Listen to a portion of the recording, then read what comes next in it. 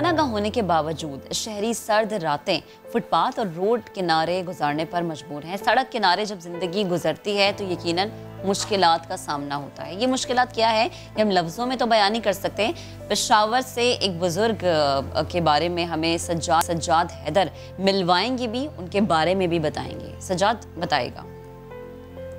की रातें हैं 10 बजने के करीब है और ऐसे में हर किसी की यही कोशिश होती है कि वो घर जल्द से जल्द पहुंच जाए, अपने घर वालों के साथ अब टाइम गुजार सके और गर्म बिस्तर में सो सके। इस ऐसे में कुछ यहाँ पर ऐसे मजबूर अफराद भी हैं जो यहाँ पर इस टाइम फुटपाथ के ऊपर सोते हैं। हमारे साथ इस टाइम नईम काका मौजूद है, हम उनसे जानना चाहेंगे आप यहाँ पर कब रहे हैं, मजदूरी करते हैं, कहाँ से ताल्लुक़ है आपका?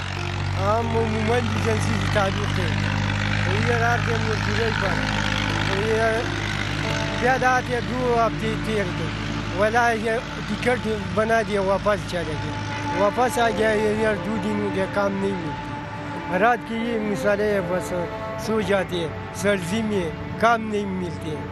हमारा साथ सुख इमदाद का वाले अधिकार से। तो वो जो पनाहगाह बनाई गई है वहाँ पर क्यों नहीं जाके आप रात गुजार? यार अब उधर जाएगा, वो उधर 4 बजे से बाद नहीं छोड़ते, वो जगह नहीं है, जगह बहुत है, वो नहीं देते, ये वजह से नहीं थे। वो ये जगह सही है, बस रात की इधर सो जाते हैं। तो क्या कहेंगे, सर्दी भी होती है, ट्रैफिक भी है, किस टाइम सोते हैं आप? मुश्किल होती है? बस या 10 बजे या ये से सो जाते हैं, मर्जी है क्या टाइम सो जाएगा वो, ये सारा सो जाते हैं। देखो मर्जी से बात है, तो हमारा साथ इमदाद का ये से बताइए। जी बिल्कुल, ये नईम काका था, इसका यही कहना था कि वो मजबूर हैं, यहाँ पर पेशावर में दिन के टाइम मजदूरी करते हैं।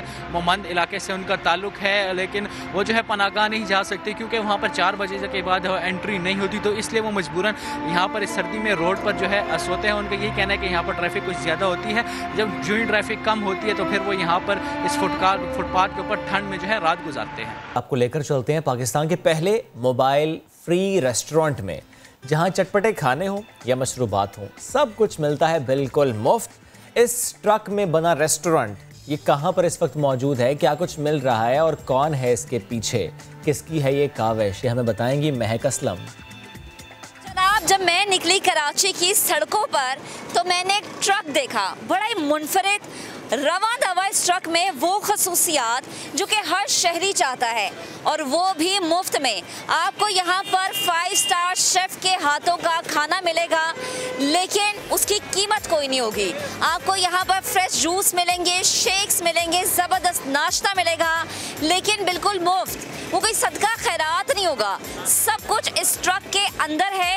इस ट्रक के अंदर ऐसे लग रहा है कि पूरा किचन समाया हुआ है। किचन को छोड़ दे अगर मैं ये कहूँ कि पूरा 5 स्टार होटल समाया हुआ है तो गलत नहीं होगा।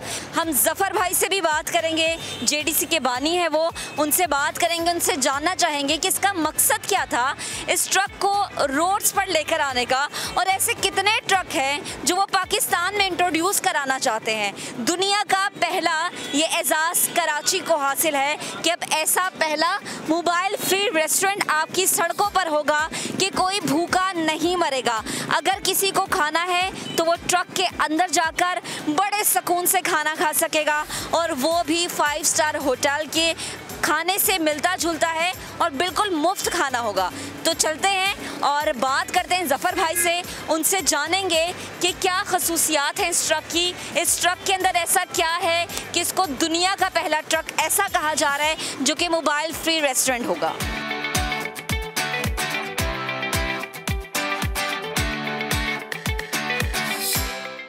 जी अस्सलाम वालेकुम। ज़फ़र भाई, मुझे ये बताएं, पाकिस्तान का पहला मोबाइल फ्री रेस्टोरेंट, इसका मकसद क्या है और ये जो आइडिया है ये कैसे जनरेट हुआ? देखिए, मसला ये है कि हम फलाही इदारा हैं, हम अपने मुल्क में लोगों को देख रहे हैं, लोग भूख से खुदकुशी कर रहे हैं, अपने बच्चों को मार रहे हैं, कोई कुछ कर रहा है, मुख्तलिफ वाक़यात जो भूख की वजह से देख रहे हैं। हमारे बस में नहीं है कि हम करोड़ों रुपए की किसी चौक चौरंगी पे जगह खरीदें, तो उससे अच्छा ये मुखैर आज़ाद के ताउन से मिलकर इस तरह के रेस्टोरेंट बना रहे हैं। हाँ, कमाल ये है कि वो 5 स्टार होटल का शेफ़ जो वज़ीर आज़म या सदर पाकिस्तान के लिए खाना बनाता है, हमने उसी को अपॉइंट किया इस ट्रक के अंदर। बल्कि आप आइए, मैं आपको अंदर भी दिखाता हूँ कितने नफीस तरीके से खिदमत की जा रही लोगों। बिल्कुल, मैं चाह रही हूँ कि मैं अंदर जाऊँ, ज़रा मैं अंदर का माहौल देखूँ, आपको भी विजिट कराऊँ, अपने कैमरे की आंख से आपको दिखाऊँ कि जो हम बात कर रहे हैं उसमें आपको कितनी सदाकत लगती है। तो आइए अंदर चलते हैं, अंदर का माहौल देखते हैं।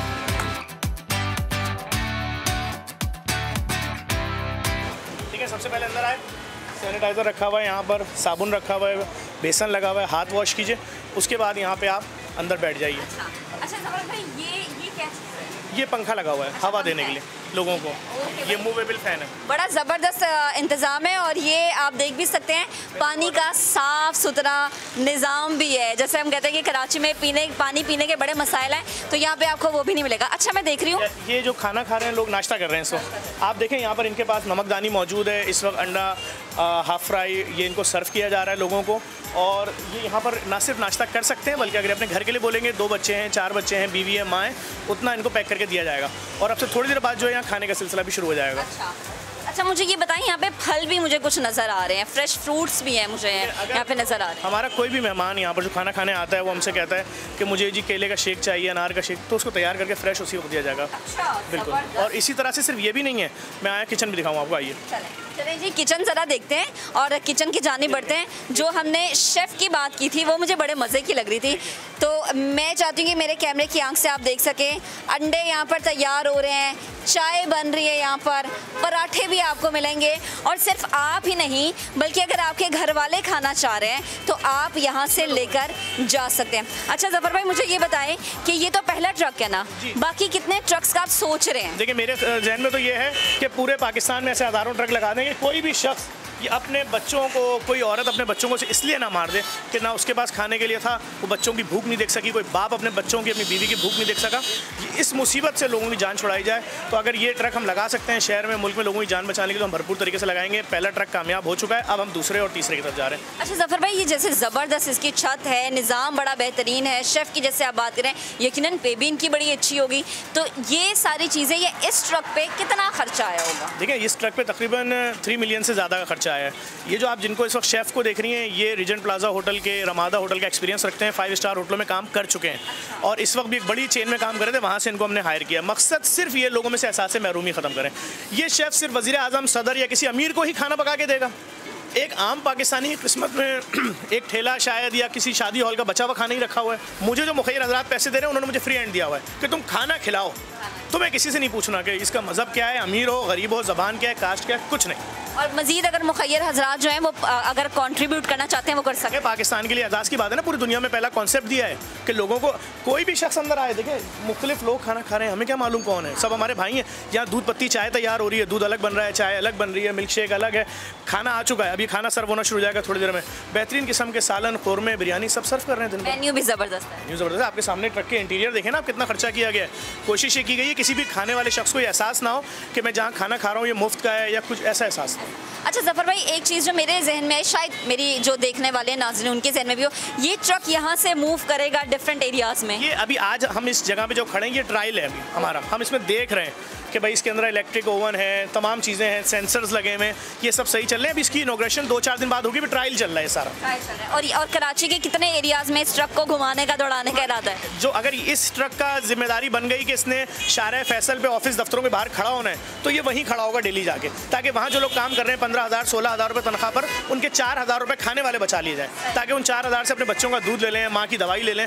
लोग 16,000 में महीना नहीं गुजार सकते, बिल्कुल दुरुस्त, मुमकिन नहीं है कि आप 12,000 तनख्वाह दें, 6,000 बिजली का बिल दें, उसके बाद आपकी तनख्वाह खत्म हो गई। तो अगर हम उसके एक वक्त के खाने की जिम्मेदारी ले लें उन तमाम लोगों की जो उसके ऑफिस में, तो बहुत बड़ी एक समझता हूँ आसानी हो जाएगी उनके लिए। अच्छा ज़फर भाई मुझे एक और चीज़ बताएं, जैसे कि हम देखते हैं खुदा ना खासा कराची में जब नागानी आफत आती है या बारिश हो गई या बिल्डिंग गिर गई, जब ऐसा होता है तो यकीनन लोगों को सबसे बड़ा मसला ये होता है हम तक रोटी नहीं पहुँच रही है, हम तक खाना नहीं पहुँच रहा है। बड़े बड़े ब्लास्ट हुए, जब अबुल हसन असवानी रोड पर ब्लास्ट हुआ इकरा और राबिया में, वहाँ भी सबसे पहली चीज़ क्या थी कि जो लोग बच गए उन खुले आसमानों के नीचे पड़े खाना।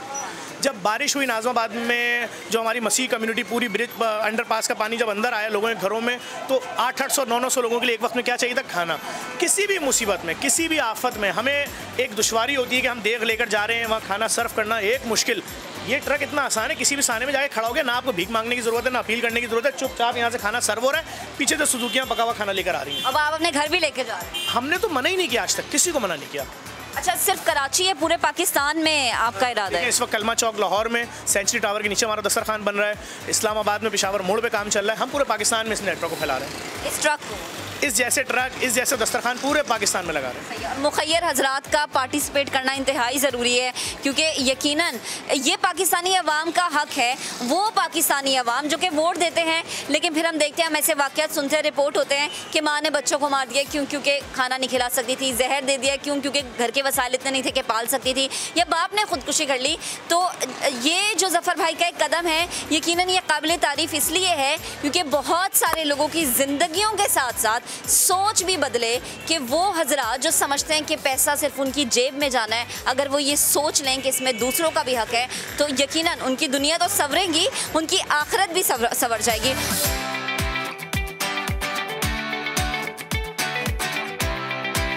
तो इस ट्रक का विजिट कर रही थी जब मैं, तो मैंने जब शेफ़ के बारे में बहुत सुना कि भाई 5 स्टार होटल्स में काम करके हैं, तो मैंने सोचा कि मैं इनसे बात करती हूँ।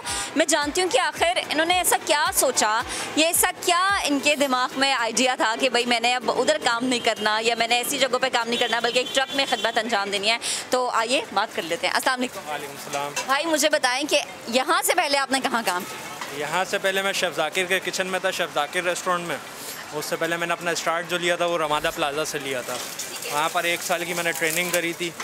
उसके बाद वहाँ पर मैंने थोड़ा 1 साल काम किया था। वहाँ से मूव होकर मैं रीजेंट प्लाज़ा चला गया था। तो इतनी अच्छी बड़ी जगहों पर आपने काम किया। ज़फ़र भाई के इस ट्रक को ज्वाइन करने का, इसका हिस्सा बनने का आइडिया या ये ख्याल जहन में कैसे आया? ये इस ऑफ़र को कैसे कबूल किया? इस ऑफ़र को इसलिए कबूल किया कि फलाही काम है, अल्लाह की रज़ा है, और ज़फ़र भाई बहुत अच्छा काम कर रहे हैं। तो लॉकडाउन भी चल रहा है, कोरोना का ऐसा सिस्टम चल रहा है कि नौकरियां नहीं है किसी के पास भी। अब यहाँ पर टाइमिंग भी कम कर दिया, रेस्टोरेंट की टाइमिंग 6 बजे कर दी है, रेस्टोरेंट क्लोज़ भी कर दिए थे 6 महीने के लिए। तो हालात थोड़े ऐसे चल रहे थे। ये बहुत अच्छा काम है, अच्छा है, लोगों की दुआएँ मिल रही हैं, एक अच्छा काम चल रहा है। अच्छा, आज तो ट्रायल है ना, तो कैसा रिस्पॉन्स आ रहा है? माशाल्लाह से अच्छा रिस्पॉन्स है, इंशाल्लाह आगे और अच्छा होगा। सबसे ज़्यादा डिमांड किस चीज़ की है? अभी तो फ़िलहाल अंडों की। अंडे बनाए? अंडे तो बहुत महंगे हो गए। अंडे वाकई बहुत महंगे हैं, लोग और शौक से खा रहे हैं। अच्छा ठीक है। अच्छा, आप देख सकते हैं कि शेफ़ के पीछे खाना भी पैक हो रहा है। मैं चाहूँगी मेरे कैमरामैन आपको दिखाएं कि इस वक्त खाना पैक हो रहा है, दोपहर का खाना। और वो लोग जो कि ट्रक के अंदर नहीं बैठ के खाना चाह रहे, घर ले जाना चाह रहे हैं, वो ये पैकशुदा खाना सालन जो है लेके जा सकते हैं विद नान। खाली आपको सालन नहीं मिलेगा जनाब, नान भी मिलेंगे। और कोई कैद नहीं है कि आपने 1 डब्बा लेके जाना है, 2 डब्बे लेके जाना है, जितने चाहे आप डब्बे लेके जाएँ। आपके घर में अगर आप तसल्ली से बैठ के खाना चाहते हैं तो आप तब भी ये खाना खा सकते हैं। आइए लोगों से बात करते हैं, उनकी राय जानने की कोशिश करते हैं जो यहाँ नाश्ता करें वो क्या कह रहे हैं। इस मील को इसलिए एंजॉय करें क्योंकि इज्जत से उन्हें यहाँ पे खाना दिया जा रहा है। मैं कोशिश करूंगी कि मैं 1-2 शख्स से बात करूं, उनसे मैं जानने की कोशिश करूं। अस्सलाम वालेकुम। वालेकुम सलाम। आपने यहाँ पे नाश्ता किया? जी बिल्कुल। अच्छा, मुझे बताएं कि आपको आइडिया कैसे हुआ कि ट्रक है, या आपको किसी ने बताया, या खुद आप जा रहे थे तो आप रुके यहाँ पर और फिर आप यहाँ पर आए नाश्ते के लिए? मैं यहाँ से गुजर रहा था तो मैंने देखा ज़फ़र भाई के, तो इस वजह से मैं आ गया, वरना आना नहीं था, लेकिन सडनली मैंने देखा तो मैं आ गया। एक और भाई मौजूद हैं, उनसे मैं बात करूँगी। अस्सलाम वालेकुम। वालेकुम अस्सलाम। आपने नाश्ता किया? जी अल्हम्दुलिल्लाह। कैसा लगा नाश्ता? बहुत अच्छा लगा, बहुत अच्छा। यहाँ पर गरीबों के लिए ये एक इंतज़ाम किया गया ज़फ़र भाई की वजह से, तो ये बहुत हमें अच्छा लगा है कि गरीब अब भूखी नहीं सो सकती। ज़बरदस्त। तो जेडीसी और जेडीसी का जो ये कदम है कि पाकिस्तान नहीं बल्कि पूरी दुनिया में ऐसा हम पहला फ्री जो है रेस्टोरेंट देख रहे हैं, जो कि एक ट्रक रेस्टोरेंट भी है। और वहाँ पर जो है, मेरे लिए चाय भी आई है, मैं चाय भी ले लेती हूँ। और वहाँ पर जो है आपको चाय भी मिल रही है, VIP चाय है, VIP नाश्ते हैं, VIP खाने हैं यहाँ पर। और जो यहाँ के शेफ़ हैं वो 5 स्टार होटल्स में भी खदमात अंजाम देकर यहाँ पर आए हैं। तो मुखय्यर हज़रात और वो हज़रात जो कि पार्टिसिपेट कर सकते हैं खुल के, उनके लिए मैं यही कहूँगी कि कदम बढ़ाइए। आपके अगर आप हाथ पकड़ लेंगे तो यकीनन कल को आपका ये पकड़ा हुआ थामा हुआ हाथ पाकिस्तानी अवाम के लिए बेहतर साबित होगा।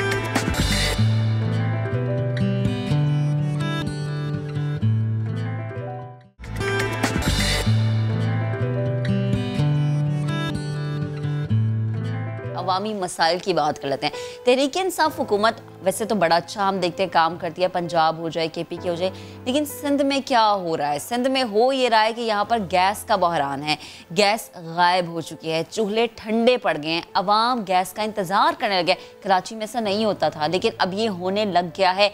ये एक चीज़ थी जो कराची को ज़रा मुख्तलिफ रखती थी कि यहाँ पर गैस का बहरान नहीं है, लेकिन अब इस बहरान में शिद्दत आ गई है। मुख्तलिफ अजला कराची के इस वक्त मुतासिर हो रहे हैं। सुरजानी की बात करें, लियारी की बात करें और रंगीन टाउन की बात करें, लियाकत फैसलाबाद की बात करें, जहांगीर रोड की बात करें या फिर न्यू कराची की बात करें, हर जगह गैस नापैद है। और ये तो आपने बात की महज कराची की, लेकिन सिर्फ बात कराची की नहीं है, बात सिंध की भी है, बात पूरे पाकिस्तान की है, क्योंकि इस वक्त पूरे मुल्क में गैस की शॉर्टेज है। और जब ये गैस की शॉर्टेज है तो ऐसे में बड़े शहर ज्यादा मुतासर हैं। जब हम बात कराची की कर रहे हैं, सबसे बड़ा शहर, तो खुर्शीद आलम न्यू कराची के एक इलाके में मौजूद है और गैस की कमी के शिकार लोगों से मुलाकात करवाएंगे। जरा सुनते हैं कि मसाइल उनके क्या हैं।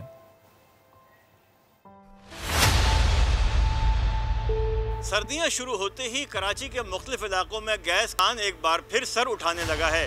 घरेलू सार्फिन किस अज़ियत से गुजर रहे हैं और उन्होंने इसका मुतबादिल क्या निकाला है, जानते हैं उन्हीं की ज़बान। कभी आती है, कभी नहीं भी आती, कभी होटल से मंगा लिया। होटल से मंगाते हुए 2 महीने हो गए, रोटी तो पकती नहीं रही घर में। अब कैसे भी पेट काटें, कुछ भी करें, सिलेंडर भरवाना पड़ता है। गैस का सिलेंडर इसलिए लिया हुआ कि असल चीज़ जो गैस लाइन में गैस की लाइन में गैस नहीं है, उसकी जगह पानी निकल रहा है।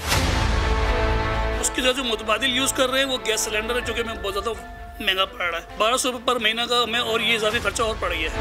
कैसे गुजारा कर रहे हैं, इतनी मुश्किलों से गुजारा कर रहे हैं। बाजार से रोटियां ला रहे हैं, कभी तो भूखे ही सो रहे हैं। सिलेंडर मंगा रहे हैं, जो लोग नहीं सिलेंडर अफोर्ड कर सकते वो क्या करेंगे। बिल प्रॉपर आया, 1.5 महीने से गैस नहीं थी, लेकिन बिल कैसे आ गया? बिल पूरा आया पूरे महीने का। सर ये तक 2-2.5 महीने हो गए गैस नहीं है। गैस वाले 3-4 विजिट उन्होंने किए हैं और 20 से 25 फीट लाइन भी बिछाई है मेन गली से यहाँ तक। करीबन 2.5 से 3 महीने हो गए कि गैस नहीं आ रही। गैस की जगह पानी आ रहा है। वो 2-3 दफ़ा आ चुके हैं मगर नहीं कुछ भी हो रहा। कोई लकड़ी के चूल्हे पर खाना पका रहा है तो किसी ने LPG का सिलेंडर खरीद लिया। गैस तो नहीं आ रही मगर कराची के सार्फिन को गैस के बिल बाकायदगी से मिल रहे हैं। कैमरामैन मोहम्मद रिजवान के साथ खुर्शीद आलम, समा, कराची। तो खुर्शीद आलम जहां मौजूद थे उन्होंने वहां से हमें अपडेट किया। इसी मामले पर बात करने के लिए हमें ज्वाइन किया है तर्जुमान सुई सदर्न गैस कंपनी शहबाज इस्लाम साहब ने। शहबाज साहब अस्सलाम वालेकुम, गुड मॉर्निंग। मुझे याद है कि जब आप पहले हमारे प्रोग्राम में थे आपने ये बात कही थी कि अब गैस का मसला नहीं है, जहां था उसे रिजॉल्व कर दिया गया और ये सिर्फ वक्ती है और वक्ती जो है उसको हम ख़त्म भी करने की कोशिश करें और हो भी जाएगा। लेकिन अब तो ये चीज़ आपकी गलत साबित हो गई, बिकॉज जो चीज़ हम आवाम को दिखा रहे हैं, जो चीज़ें रिपोर्ट हो रही हैं, या कराची के एक नहीं बहुत से अजला मुतासर हो रहे हैं, तो अब आप क्या कहेंगे? देखिए, मैं बड़ी रिस्पॉन्सिबिलिटी से ये बात आपके सामने आके कह रहा हूँ कि एज ऑफ टुडे कोई जनरली गैस की कोई प्रॉब्लम नहीं है। नाउ आपको ये समझने की भी जरूरत है, जो भी आप चला रहे थे पहले एक प्रोग्राम चला रहे थे जिसमें आप बता रहे थे कि गैस के लोगों को प्रॉब्लम है और आप उनके व्यूज दिखा रहे थे। देखिए, आपको ये समझने की जरूरत है कि हमारे यहाँ वर्टिकल ग्रोथ हुई है। हमने एक पाइपलाइन बिछाई थी, वहाँ पे एक घर था, उस घर में हमने अज्यूम किया था कि बहुत होगा तो 8-10 लोग होंगे। वहाँ पे आपने एक बिल्डिंग बना दी, अब जाहिर सी बात है वहाँ पे कंजम्पशन बढ़ गई, तो उसके हिसाब से पाइपलाइन नहीं बिछी है। ये कहना कि इस वक्त गैस की कोई प्रॉब्लम है, बिकॉज मेरे पास जो परचेज होती है, जो मैं गैस सप्लायर से लेता हूँ और जो मैं सप्लाई करता हूँ, वो इस वक्त नॉर्मल है। अच्छा, इस वक्त नॉर्मल है और वो गैस और मैं आपको इससे एक प्रूफ और दे देता हूँ। That means we are meeting the demand, sir? We are meeting the demand, लेकिन अब कहीं पे कोई प्रॉब्लम है, बिकॉज अब ये इस प्रॉब्लम की बात करते हैं सर, इस प्रॉब्लम ही की बात करते हैं। मैं कुछ एरिया बताता हूं और आप मुझे बता दीजिए कि यहाँ पर टेक्निकल मसला है नहीं। एक इलाका नॉर्थ कराची जिससे मुतालिक हमने बात की, खुर्शीद साहब ने रिपोर्ट तैयार की, यासीनाबाद ब्लॉक 9 का एरिया सर, 1 महीने से यहाँ पर गैस नहीं है। हुसैन हजारा गोट L ब्लॉक, रात 10 बजे से लेकर सुबह तक यहाँ पर गैस नहीं आती, दिन में सर बहुत कम प्रेशर होता है, उसमें खाना नहीं बनता। इसके अलावा सर गुलिस्तान जौहर में लोड शेडिंग हो रही, रात को 2 बजे से लेकर सुबह तक यहाँ पर गैस नहीं आती। सर गुलशन इकबाल 13D 3 दिन पहले ये मसला हल हुआ है, इससे पहले वहां पर भी गैस नहीं आ रही थी। Abul Hasan Isphahani road sir, Alasif square यहाँ पर गैस का मसला है। अख्तर कॉलोनी सर यहाँ पर मसला है। लांढी कोरंगी के बेशतर इलाकों में गैस का मसला है। सर आपको लगता है ये तमाम इलाके यहाँ पर टेक्निकल मसला है? सर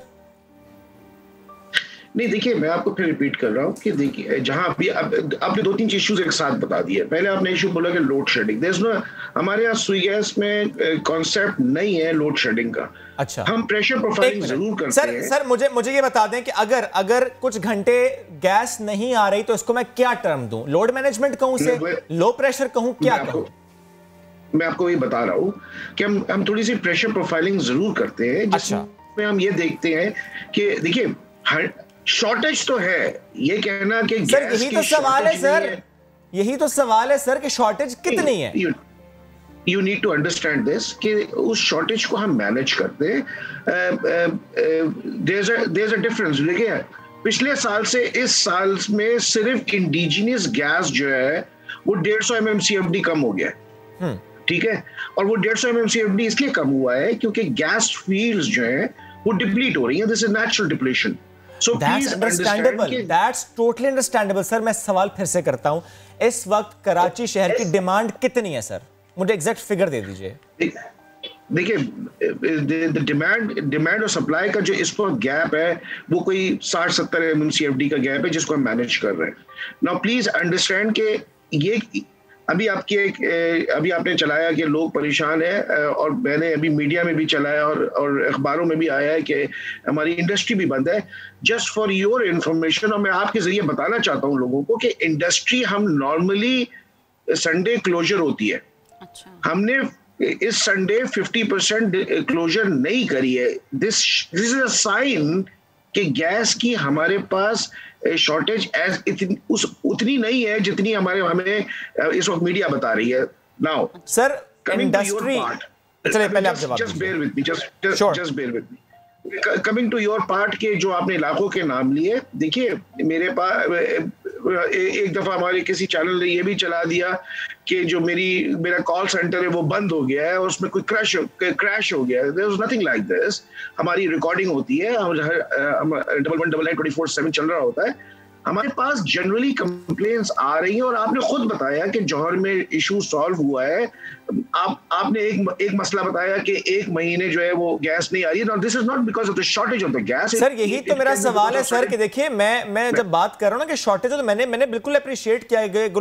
गुलशन इकबाल 13D 3 दिन से वहां पर गैस आ रही है, मसला था आपने हल किया, आई अप्रिशिएट दैट। लेकिन सर जहां पर मसला है, और इस महीने से तो सर ज़ाहिर सर्दी में भी स्टार्ट हुई है, लोगों को अब ज़्यादा ज़रूरत है गैस की, अब ज़ाहिर डिमांड थोड़ी बढ़ गई है, तो सर ये क्या है? ये टेक्निकल मसला तो नहीं है, इसका मतलब है कि ज़ाहिर सप्लाई थोड़ी सी कम है। देखिए अगर मुझे आप मौका देंगे तो मैं आपके सारे सवालों को जवाब दे दूंगा, और मैं कोशिश कर रहा हूँ कि दे दूँ।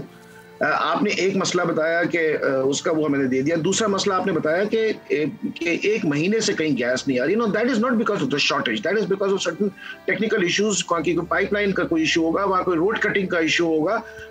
अगर आप मुझे भेज देंगे तो आई गेट इट चेक्ड। अच्छा, यानी सर मैं भेज दूंगा तो मालूम होगा। तो लेकिन सर आप तक क्या शिकायत नहीं पहुंची? क्या लोग आप तक नहीं पहुंचते?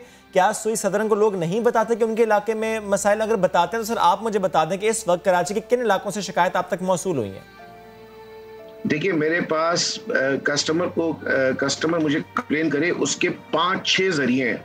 मेरे पास 1199 है, 24/7 अवेलेबल है। मेरे पास व्हाट्सएप है, मेरे पास मोबाइल ऐप है, मेरे पास सोशल पूरा मीडिया भरा पड़ा है, मेरे पास CFC मेरे अपने कस्टमर फैसिलिटेशन सेंटर्स हैं। सो कंप्लेंट्स मेरे पास आ रही है। मैंने आपकी बात का जवाब दिया कि अगर आप मुझे बताएंगे तो मैं आपको उसका बिल्कुल एग्जैक्ट जवाब दे दूंगा चेक करके ऑफर। नाउ नहीं आपका जब मैं डिफरेंट जगहों का नाम ले रहा हूं तो सर मैं वो इसलिए नाम ले रहा हूं क्योंकि जाहिर है फिर मैंने भी कल सर्वे किया, मैंने लोगों से बात की क्योंकि मुझे टॉपिक पे बात करनी थी आपसे। दैट्स व्हाई मैं प्रिपेयर्ड आया, ताकि मैं जान सकूं कि इन इलाकों में जो मसला है क्या वो टेक्निकल मसला है हर इलाके में, जाके जो आपने कहा कि आप मैनेज करते हैं उस गैस प्रेशर की कमी को, वो मामला है। मेरे दोस्त अगर आप मुझे भेज देते इन जगहों के नाम पहले तो मैं एग्जैक्टली चेक करके आपको इसका जवाब अभी दे देता। Now what I can do कि आप मुझे आप कल फिर ले लीजिए, मैं आपको इनका एग्जैक्ट जवाब दे दूं।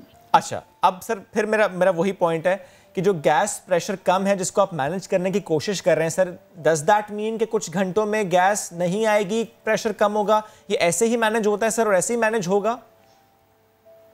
देखिए, हम बहुत से तरीके से मैनेज करते हैं, ये भी एक तरीका है। हम कहीं पे इंडस्ट्री को बंद करते हैं, कहीं पे हम, आपने ये देखा कि सीएनजी स्टेशंस पहले इंडिजिनस गैस ले रही थी, अब उनमें से majority of them are taking RLNG। So हम ये सब चीज़ें वो स्टेप्स हैं जिसके ज़रिए हम मैनेज करने की कोशिश करते हैं। देखिए, सर्दियों में डिमांड बढ़ती है। मैं आपको सिर्फ just to give you an idea कि हमारे पास इस वक्त कोई 50 MMCFD क्वेटा हमसे मांगता है गर्मियों में, जो कि इस वक्त 150 दे रहे हैं हम। सो यू नो ये, और वहाँ तो लाइफ एंड डेथ का मसला है। हमारे यहाँ तो फिर भी इतनी सर्दी नहीं है, क्वेटा में तो बहुत सर्दी हो गई है।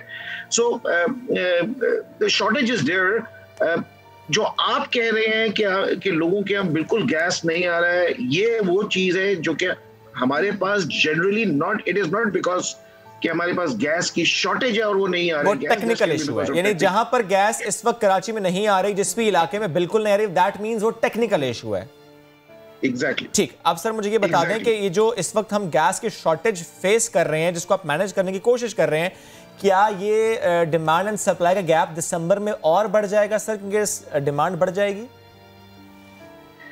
देखिए, डिमांड तो ऑफ कोर्स डेफिनेटली बढ़ेगी, लेकिन as an organisation, as ministry and as government of Pakistan, हमने रियलाइज किया है इसको, और हम आपके जरिए मैं फिर बता देता हूँ कि हम लोगों ने बेसिकली एक पोर्ट कासिम से पाकलैंड की एक, हमें 17 किलोमीटर की पाइपलाइन है जो हम बिछा रहे हैं, जो हमें थोड़ा टाइम लगा हमें इजाज़त सिंध गवर्नमेंट से मिलने में, लेकिन हमें मिल गई, जो कि नॉर्मल टाइम जिसका कुछ 4 महीने था, वो हम फास्ट ट्रैक पे काम करके 2 महीने में कंप्लीट कर रहे हैं, और हम एक्सपेक्ट करते हैं कि सेकेंड वीक और थर्ड वीक ऑफ दिसंबर हम उसको कंप्लीट कर लेंगे। और इंशाल्लाह वहाँ पे उसके थ्रू जब RLNG आ जाएगी तो जो गैस की सर्दियों की शॉर्टेज है वो हम उसको मीट कर सकेंगे। वो कह रहे थे कि इसमें नॉर्मली तो 4 महीने लगते हैं, ज़्यादा वक्त लगेगा, लेकिन सवाल फिर यही है कि जब सर्दियाँ आती हैं तो गैस की डिमांड बढ़ जाती है, लेकिन पाकिस्तान में होता है कि शॉर्टेज बढ़ जाती है, और जब शॉर्टेज बढ़ती है और हम जब सवाल करते हैं तो फिर ये कहना कि टेक्निकल इशू है, मुझे लगता है ये एक बेबुनियाद बात। चलिए मान लिया कुछ जगहों पर टेक्निकल इशू होगा, लेकिन बड़ा दुरुस्त आपने महक कहा कि जब सर्दियाँ आती हैं, डिमांड बढ़ती है, तो सप्लाई बढ़नी चाहिए, इसको पहले से मैनेज करना चाहिए।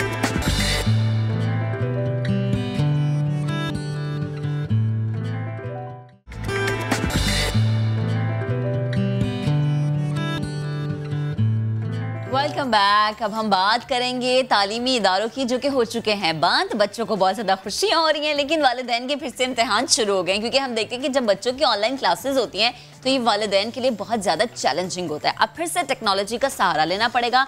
बच्चों को अपने तदरीसी अमल को जारी रखने के लिए मोबाइल फ़ोन्स, लैपटॉप या टैबलेट का इस्तेमाल करना होगा, क्योंकि छुट्टी के दौरान भी ऑनलाइन क्लासेस होंगी। यानी छुट्टी कोई छुट्टी नहीं है, घर बैठ के आपने पढ़ना है, मगर ये क्लासेस वालिदैन के लिए मुश्किल हो जाती है, क्योंकि हमने अक्सर अम्मा बाप कहते सुना कि इम्तिहान बच्चों के होते हैं, ऐसा लग रहा होता है कि इम्तिहान हमारे हैं, हम भी बच्चों के साथ लगे होते हैं। बच्चों को बाकायदगी से क्लासेस लेने का पाबंद बनाना कितना आसान है, क्योंकि बच्चे कभी भी एक जगह नहीं टिक के बैठते और कभी भी वक्त पर नहीं उठते। अच्छा, जब आप स्कूल जा रहे होते हैं तब तो ये होता है कि चलो यार 8 बजे जो स्कूल की घंटी बज रही है तो 8 बजे से पहले आपने पहुंचना है, आपने जो है अपनी क्लास अटेंड करनी है। लेकिन जब ऑनलाइन क्लासेस होती है तब बच्चे थोड़ी सुस्ती करते हैं। अब तो सर्दियाँ आ गई हैं और मुझ जैसे बच्चे तो कभी भी नहीं उठे। अगर मेरे टाइम पे ऑनलाइन क्लासेस होती तो हर रोज मिस होती। आप जैसे बच्चों की ही बात हम आज करेंगे, जो नहीं उठेगा उसके लिए क्या होगा।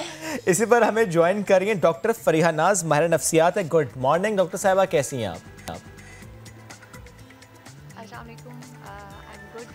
अल्हम्दुलिल्लाह वी आर गुड टू।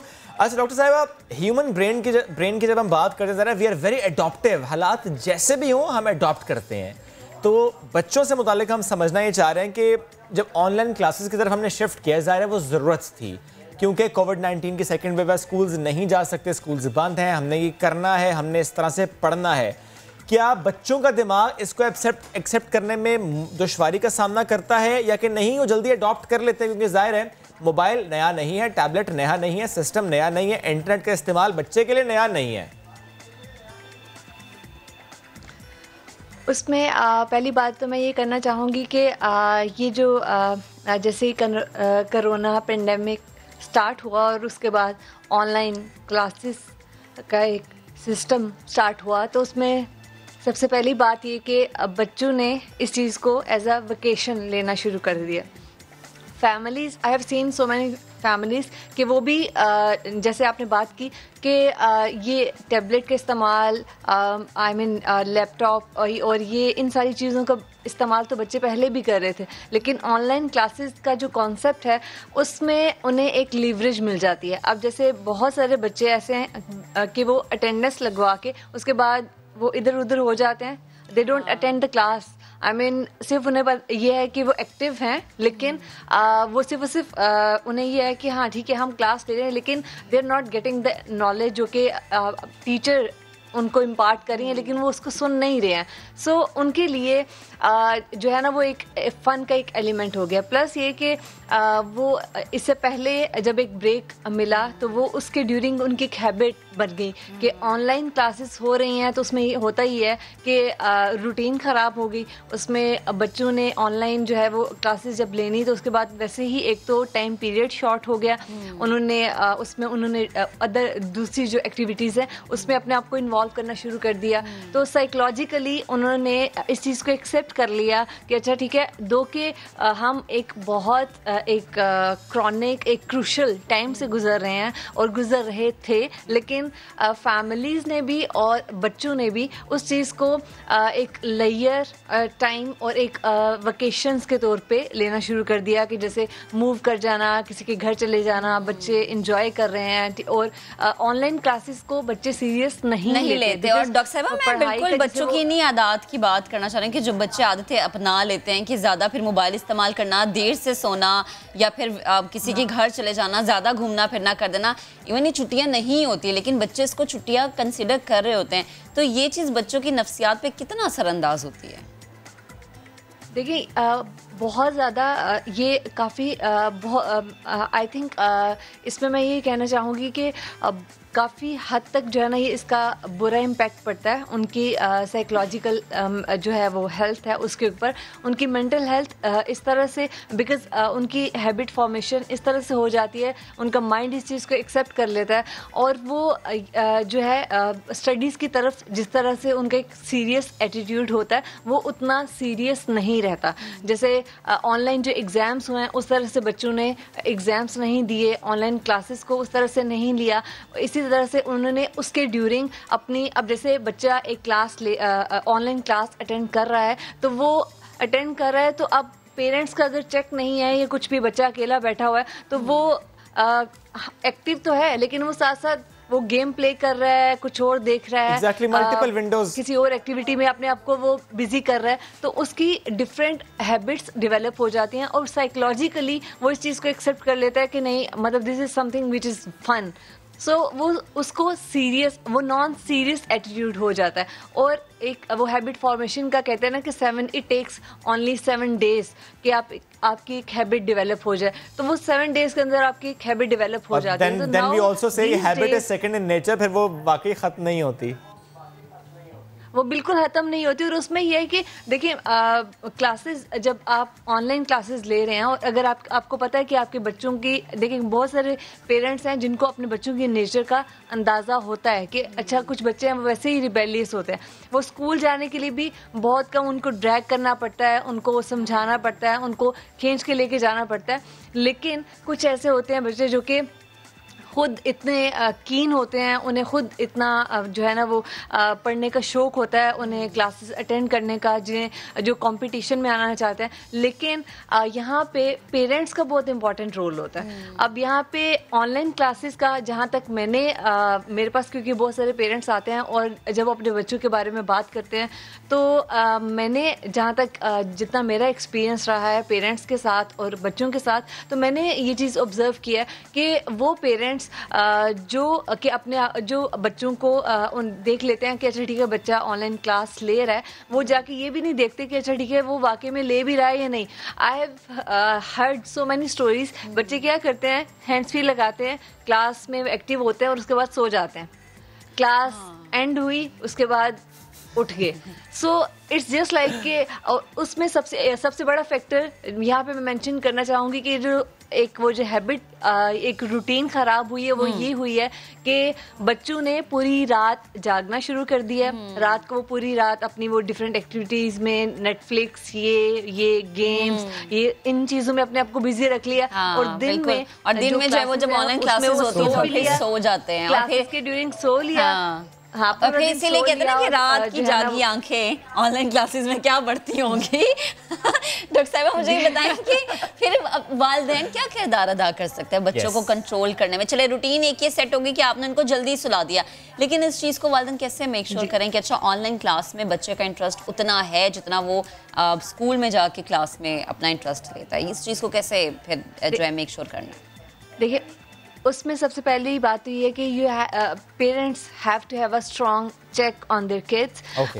इसके पीछे सबसे बड़ी रीज़न ये है कि जब बच्चा क्लास ले रहा है तो उसमें एटलीस्ट आफ्टर 10 मिनट्स 5 मिनट्स और 15 मिनट्स के बाद आके एक दफ़ा चेक कर लें कि बच्चा क्लास अटेंड कर रहा है। और उसके बाद अगर क्लास अटेंड कर लिया उसने तो उसके बाद एटलीस्ट आस्क योर किड कि अच्छा क्या आज का क्या टॉपिक था, क्या आपने सीखा, क्या लर्न किया, क्या आपको क्या काम मिला है, क्या होमवर्क मिला है। उसके बाद उनकी एक रूटीन। देखिए, यहाँ पे मैं एक चीज़ मेंशन करना चाहूँगी कि कोरोना पेंडेमिक में हम सबकी रूटीन ही डिस्टर्ब हुई है। सो उसमें बच्चों की जो रूटीन है उसको, जब वो स्कूल नहीं जा रहे तो उनकी रूटीन बिल्कुल डिस्टर्ब हो गई है। अब उनका ब्रेकफास्ट का, उनकी पढ़ाई का, उनके सोने का, उनकी पूरी एक इंटायरली उनकी लाइफ की पूरी लाइफस्टाइल ही उनका चेंज हो गया। तो उसमें पेरेंट्स का बहुत इंपॉर्टेंट रोल है कि उसमें वो they have to make sure कि उनका बच्चा रात को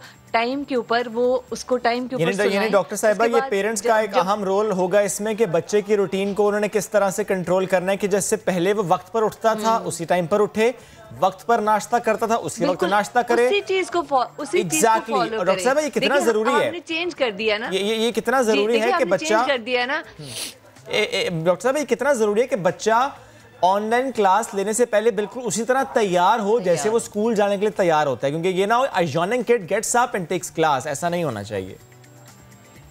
देखिए, उसमें यहाँ पे एक मेंशन करना चाहूँगी मैं चीज़ कि जैसे फैमिलीज ने एक चीज़ रख दी है, जैसे कि वो जो ब्रेकफास्ट है, अच्छा बच्चे अटेंड कर रहे हैं क्लासेस, उसके बाद 1 बजे, 1:30 बजे, 12 बजे ब्रेकफास्ट। अब एक बच्चा जब वो स्कूल जा रहा है तो वो 7:30, 8 o'clock या फिर 6:30, 7 o'clock पे वो ब्रेकफास्ट कर रहा है। अब उसको लीवरेज मिल गई है। अब वो पहले क्या करता है कि वो पूरी रात का जागा होता है, उसके बाद फिर वो रूटीन उसकी डिस्टर्ब हो गई है। अब आप इसी टाइम ड्यूरेशन के में देखेंगे कि बच्चे की हैबिट्स जो है वो ख़राब होना शुरू हो जाती हैं। फिर उसके बाद वो एक्स्ट्रा जो एक्टिविटीज़ इन्वॉल्व करना शुरू कर देता है। फिर वो एक्स्ट्रा जो चीज़ें जो टाइम उसने इन्वेस्ट करना है अपनी स्टडीज़ में, वही टाइम वो इन्वेस्ट कर रहा है दूसरी एक्टिविटीज़ में। उसमें वो फ्रेंड्स, वो सारा कुछ अब हमने इस टाइम पीरियड को ना कि हम ये समझे इस चीज़ को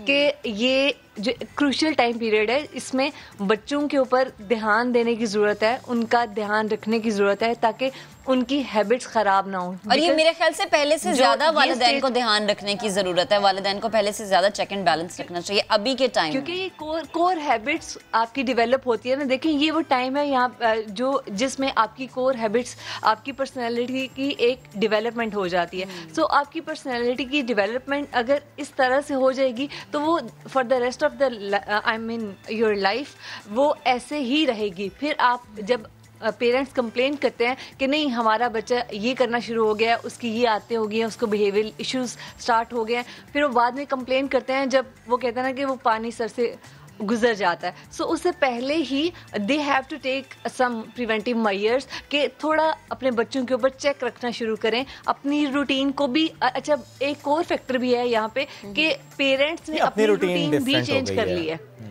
उन्होंने अपना भी रात, अब जैसे मैं जब पूछती हूँ पेरेंट्स से कि अच्छा आपके खाने का टाइम क्या है, रात के खाने का टाइम क्या है, ब्रेकफास्ट का क्या है, तो वो भी यही बताते हैं कि हम 12 बजे खाते हैं, नाश्ता जो हम 12 बजे करते हैं, बच्चों पे क्या 12 बजे सवाल करेंगे डॉक्टर साहब, क्योंकि ज़ाहिर है बच्चे वही करते हैं जो पेरेंट्स करते हैं। Thank you so much. साथ मौजूद थे आप इस अहम मौजूद पर गुफ्तगू थी तो अपनी रूटीन भी ठीक रखिए। जब अपनी रूटीन आप ठीक रखेंगे तो बच्चों की रूटीन ऑटोमेटिकली ठीक हो जाएगी, घर का सिस्टम ही ठीक हो जाएगा। ये बड़ों ने सेट करना है। बच्चों पे ब्लेम करने से पहले ज़रा ये देखिए कि आप खुद कहाँ पर गलती कर रहे हैं। चेक रखिए अपने बच्चों पे।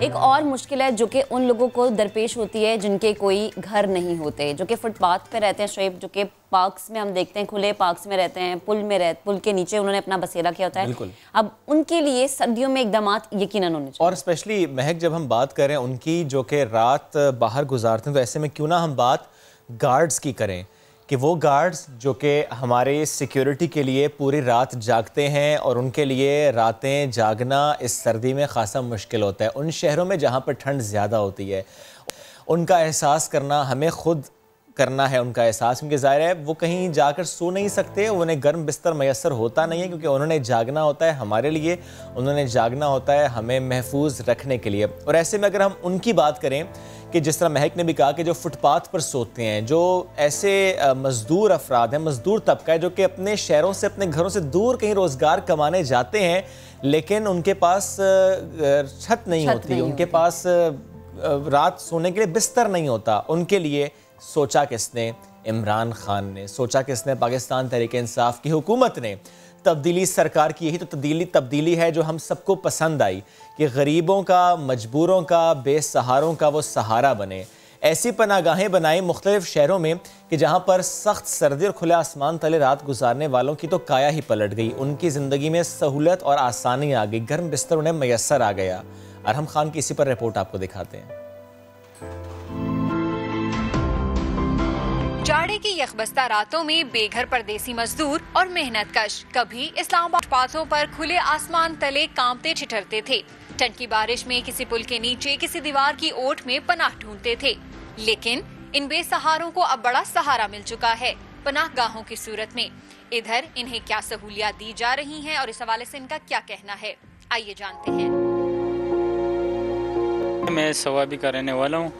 इधर आया हूँ, मजदूरी करता हूँ, चौक में दिहाड़ी शियाड़ी करता हूँ। नो इधर भी हालात ख़राब है, आजकल काम शाम मिलते नहीं है, बस 4 दिन 5 दिन वैसे बैठे रहते हैं। नो ये भी शुक्र है इधर पनागाह, इधर बंदे बरंडों में सोते थे, पुलिस वगैरह भी तंग करते थे, अभी तो सहूलत है, इधर सब कुछ है। पनागाहें जो वज़ीर-ए-आज़म पाकिस्तान जनाब इमरान खान साहब ने बनाई हैं, बहुत अच्छा उनका ये इक़दाम किया उन्होंने, ख़ास तौर पे गरीबों के लिए। और जो लोग इससे पहले जो मतलब के लोग थे, वो जब पनाहगाहें नहीं थी तो बेचारे बाहर फुटपाथों पे, रोडों पे सोते थे। सर्दियों के मौसम में उनके पास बिस्तरे नहीं वगैरह नहीं होते थे, ठीक है, तो वो मतलब के बाद लोग बीमार, इसी वजह से वो बीमार हो जाते थे। पहले हम खुद 2 महीने जो है ना, जब ये पनाहगाह नहीं बनी थी, हम इधर बाहर जो है ना फुटपाथ पे सोते थे। और जब कभी बारिश होती थी तो इधर जो मार्केट है उनके बरामदों में सोते थे। इसी तरह सर्दी में जो है ना बहुत बुरा हाल था, कोई भी सिस्टम नहीं था।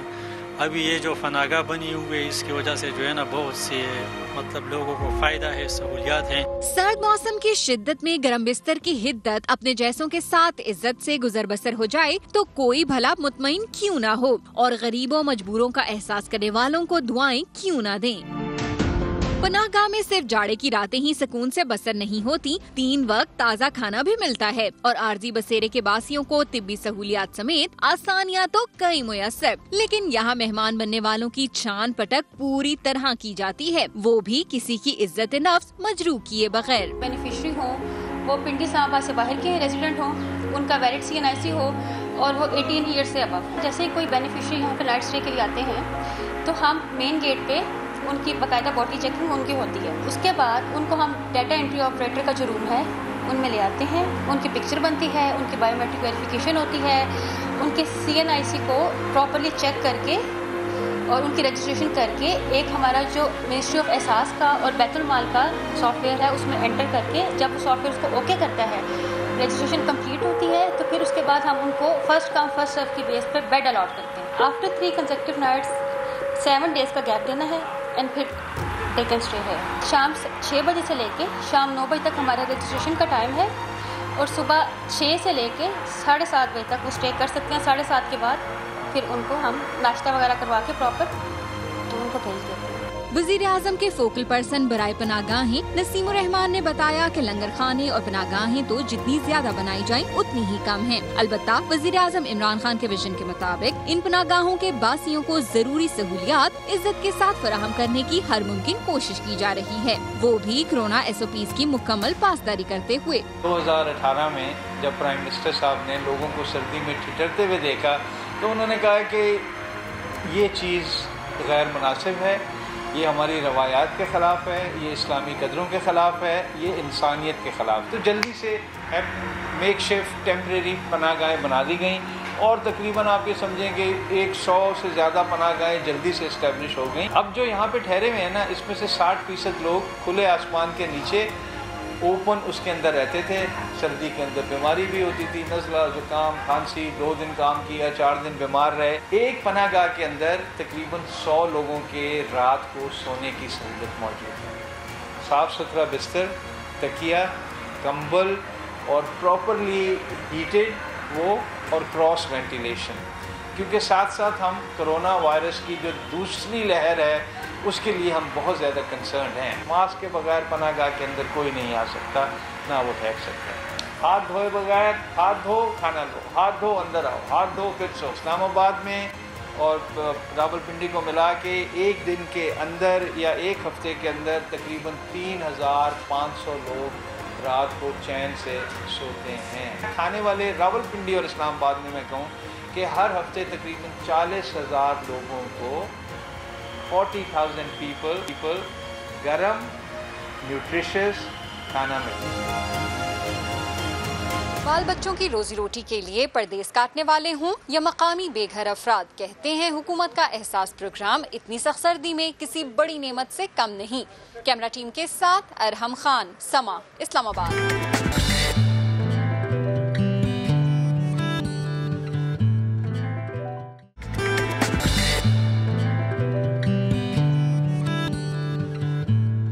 बात करेंगे उन लड़कियों की जो कि हमें नजर आ रहा है कि लड़कों से भी आगे बढ़ गए हैं किस काम में, नशा करने में। लड़कियां नशा करने में अब पीछे नहीं हैं। तालीमी इदारे हों, सड़कें हों, फुटपाथ हो या फिर बागात, अक्सर जगहों पर मुनशियात के आदी अफराद नजर आते हैं।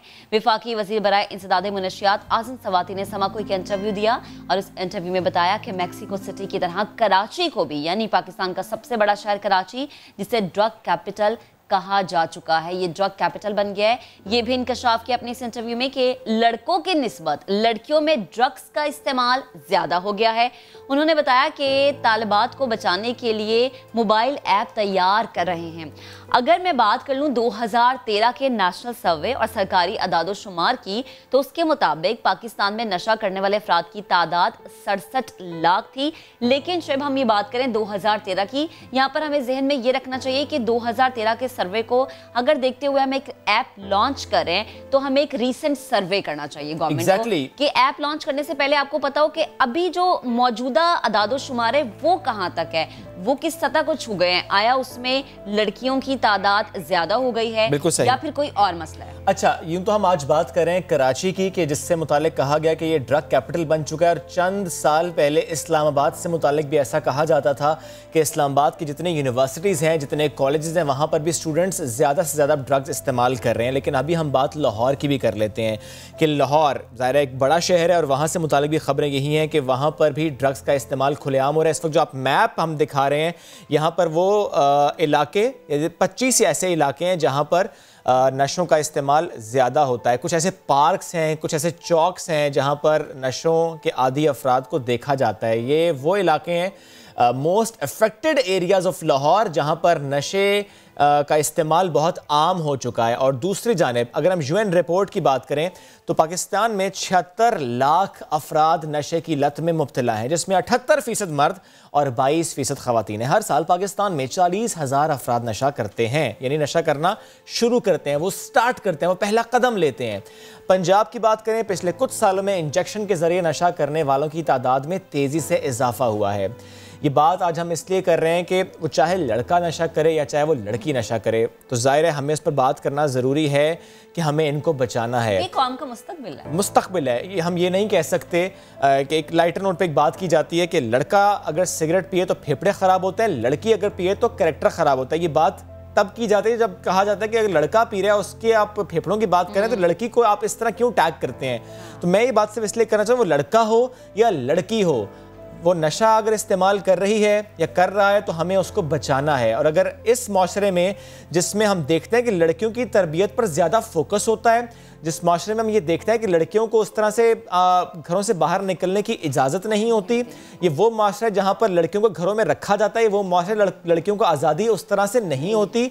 उस माशरे में अगर लड़कियाँ ज़्यादा ड्रग्स इस्तेमाल कर रही हैं, ज़्यादा पार्टीज़ में जा रही हैं, अपनी हेल्थ ख़राब कर रही हैं, अपना मुस्तकबिल ख़राब कर रही हैं, तो हमें फिर सोचना है कि गलती कहाँ पर हो रही है, कोताही कहाँ पर हो रही है। But at the same time Mahak, you rightly said कि 2013 का एक सर्वे, अब 7 साल हो चुके हैं, एक और सर्वे आना चाहिए। आप एप्लीकेशन जरूर लॉन्च कीजिए, but before you do that, do सर्वे।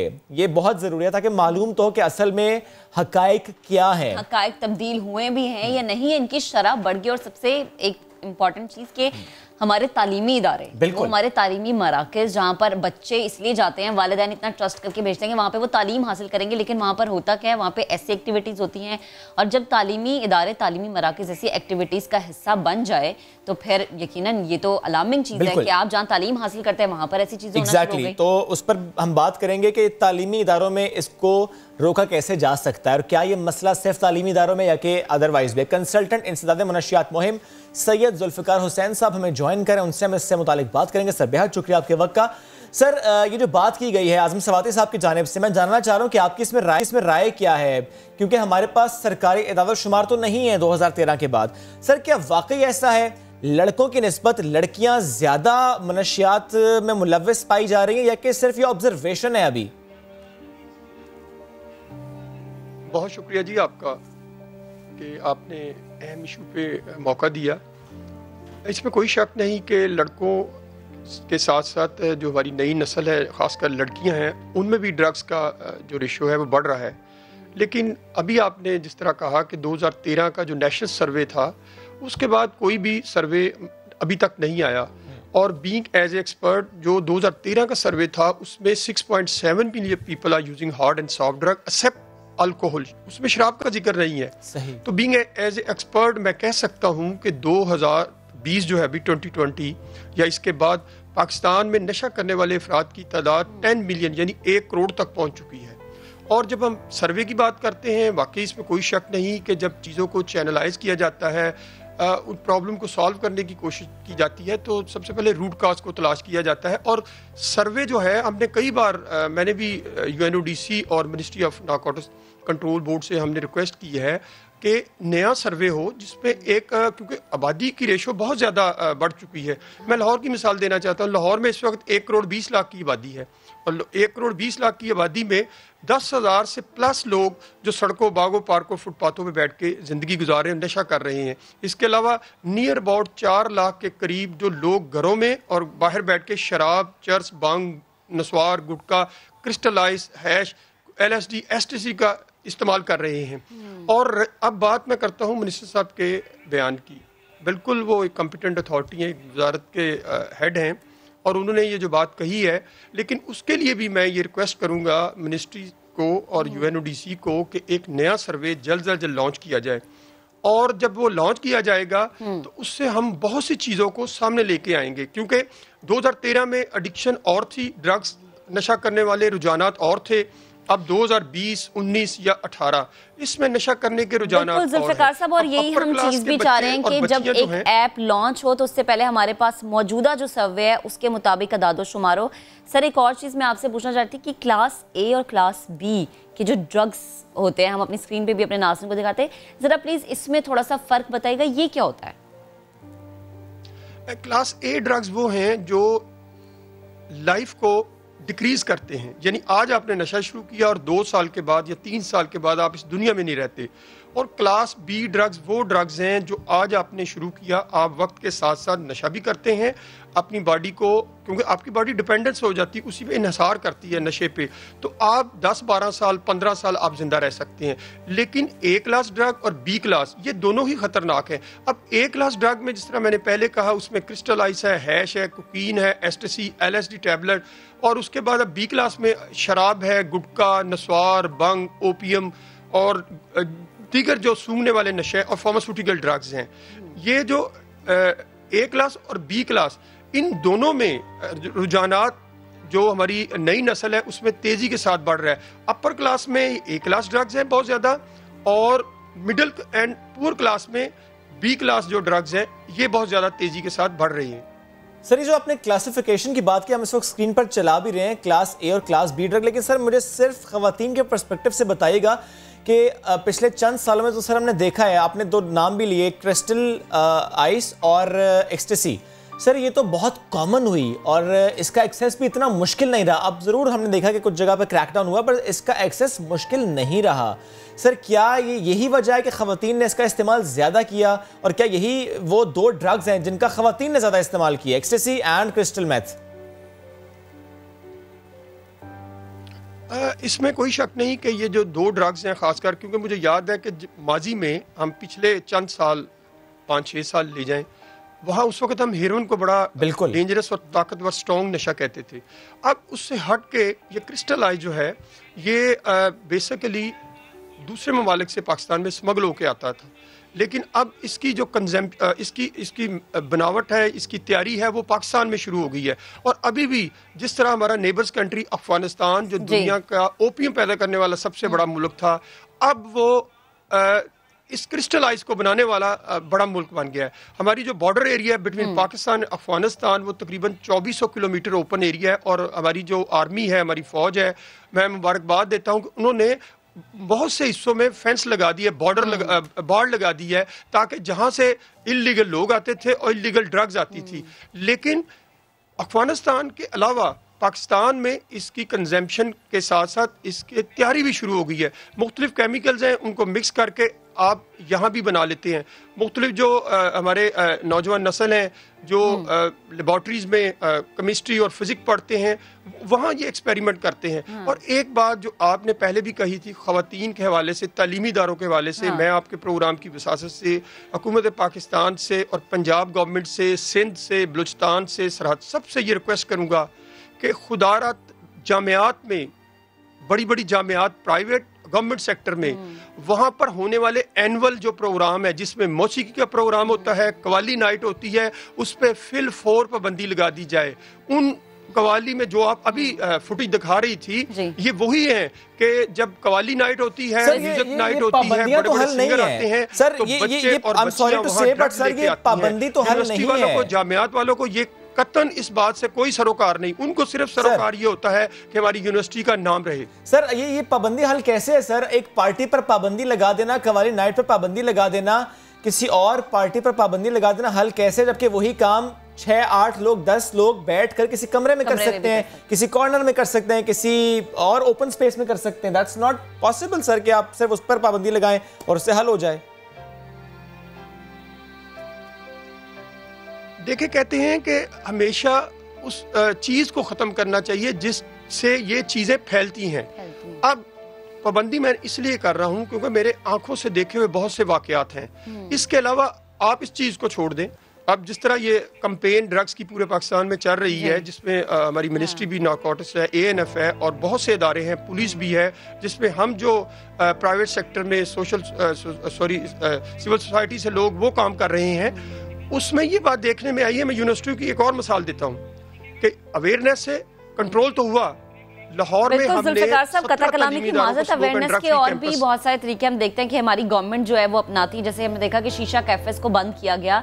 मुझे एक चीज़ ये भी समझाएगा कि ये जब हम बात करते हैं कि नौजवान नस्ल इस चीज़ में मुब्तला हो गई है, तो वो कौन सी एज होती है कि बच्चे किस एज से इस चीज़ को पिक करना शुरू करते हैं, ये चीज़ अपनाना शुरू कर देते हैं, या इस नशे में मुब्तला हो जाते हैं? बच्चों और नौजवानों में जो प्राइम एंड गोल्डन एज जिसको हम कहते हैं, वो 14 साल 13 साल से शुरू होकर 22 साल की उम्र तक आती है। ये वो एज है जिसमें फैसला साजी का अख्तियार आपको खुद है। आप अपने वालिदैन पे, आप अपने बहन भाइयों पे ट्रस्ट नहीं करते, आप अपने दोस्तों पे ज़्यादा ट्रस्ट करते हैं, और ये दोस्त ही हैं जो नशे की तरफ आपको लेके आते हैं। 80% जितने भी केसेस आए हैं इस वक्त 4-5 साल के दौरान, उसमें एक पीयर प्रेशर यानी दोस्तों का दूसरे नौजवानों को अट्रैक्ट करना कि यार ये नशा शुरू कर लो, ये पहली डोज ले लो, इससे कोई फ़र्क नहीं पड़ता। तो ये जो एज है ये 14 साल से लेके 22 साल आपकी प्राइम एज है, जो स्कूल में सीनियर स्टूडेंट है, फिर कॉलेज जाता है उस एज में, और उसके बाद यूनिवर्सिटी को ज्वाइन करता है। तो ये एज है प्राइम एज और गोल्डन एज, जिसमें नौजवान जो नशे की तरफ जाता है।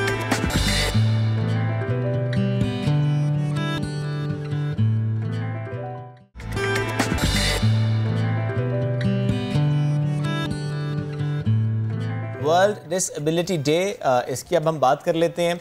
और जब हम बात करते हैं पर्सन्स विद डिफरेंट एबिलिटी की, तो मैं आज फिर से ये अपने तमाम सुनने वालों से बात करूंगा कि प्लीज़ हमेशा इसी लफ्ज़ का इंतखाब कीजिए, पर्सन्स विद डिफरेंट एबिलिटी।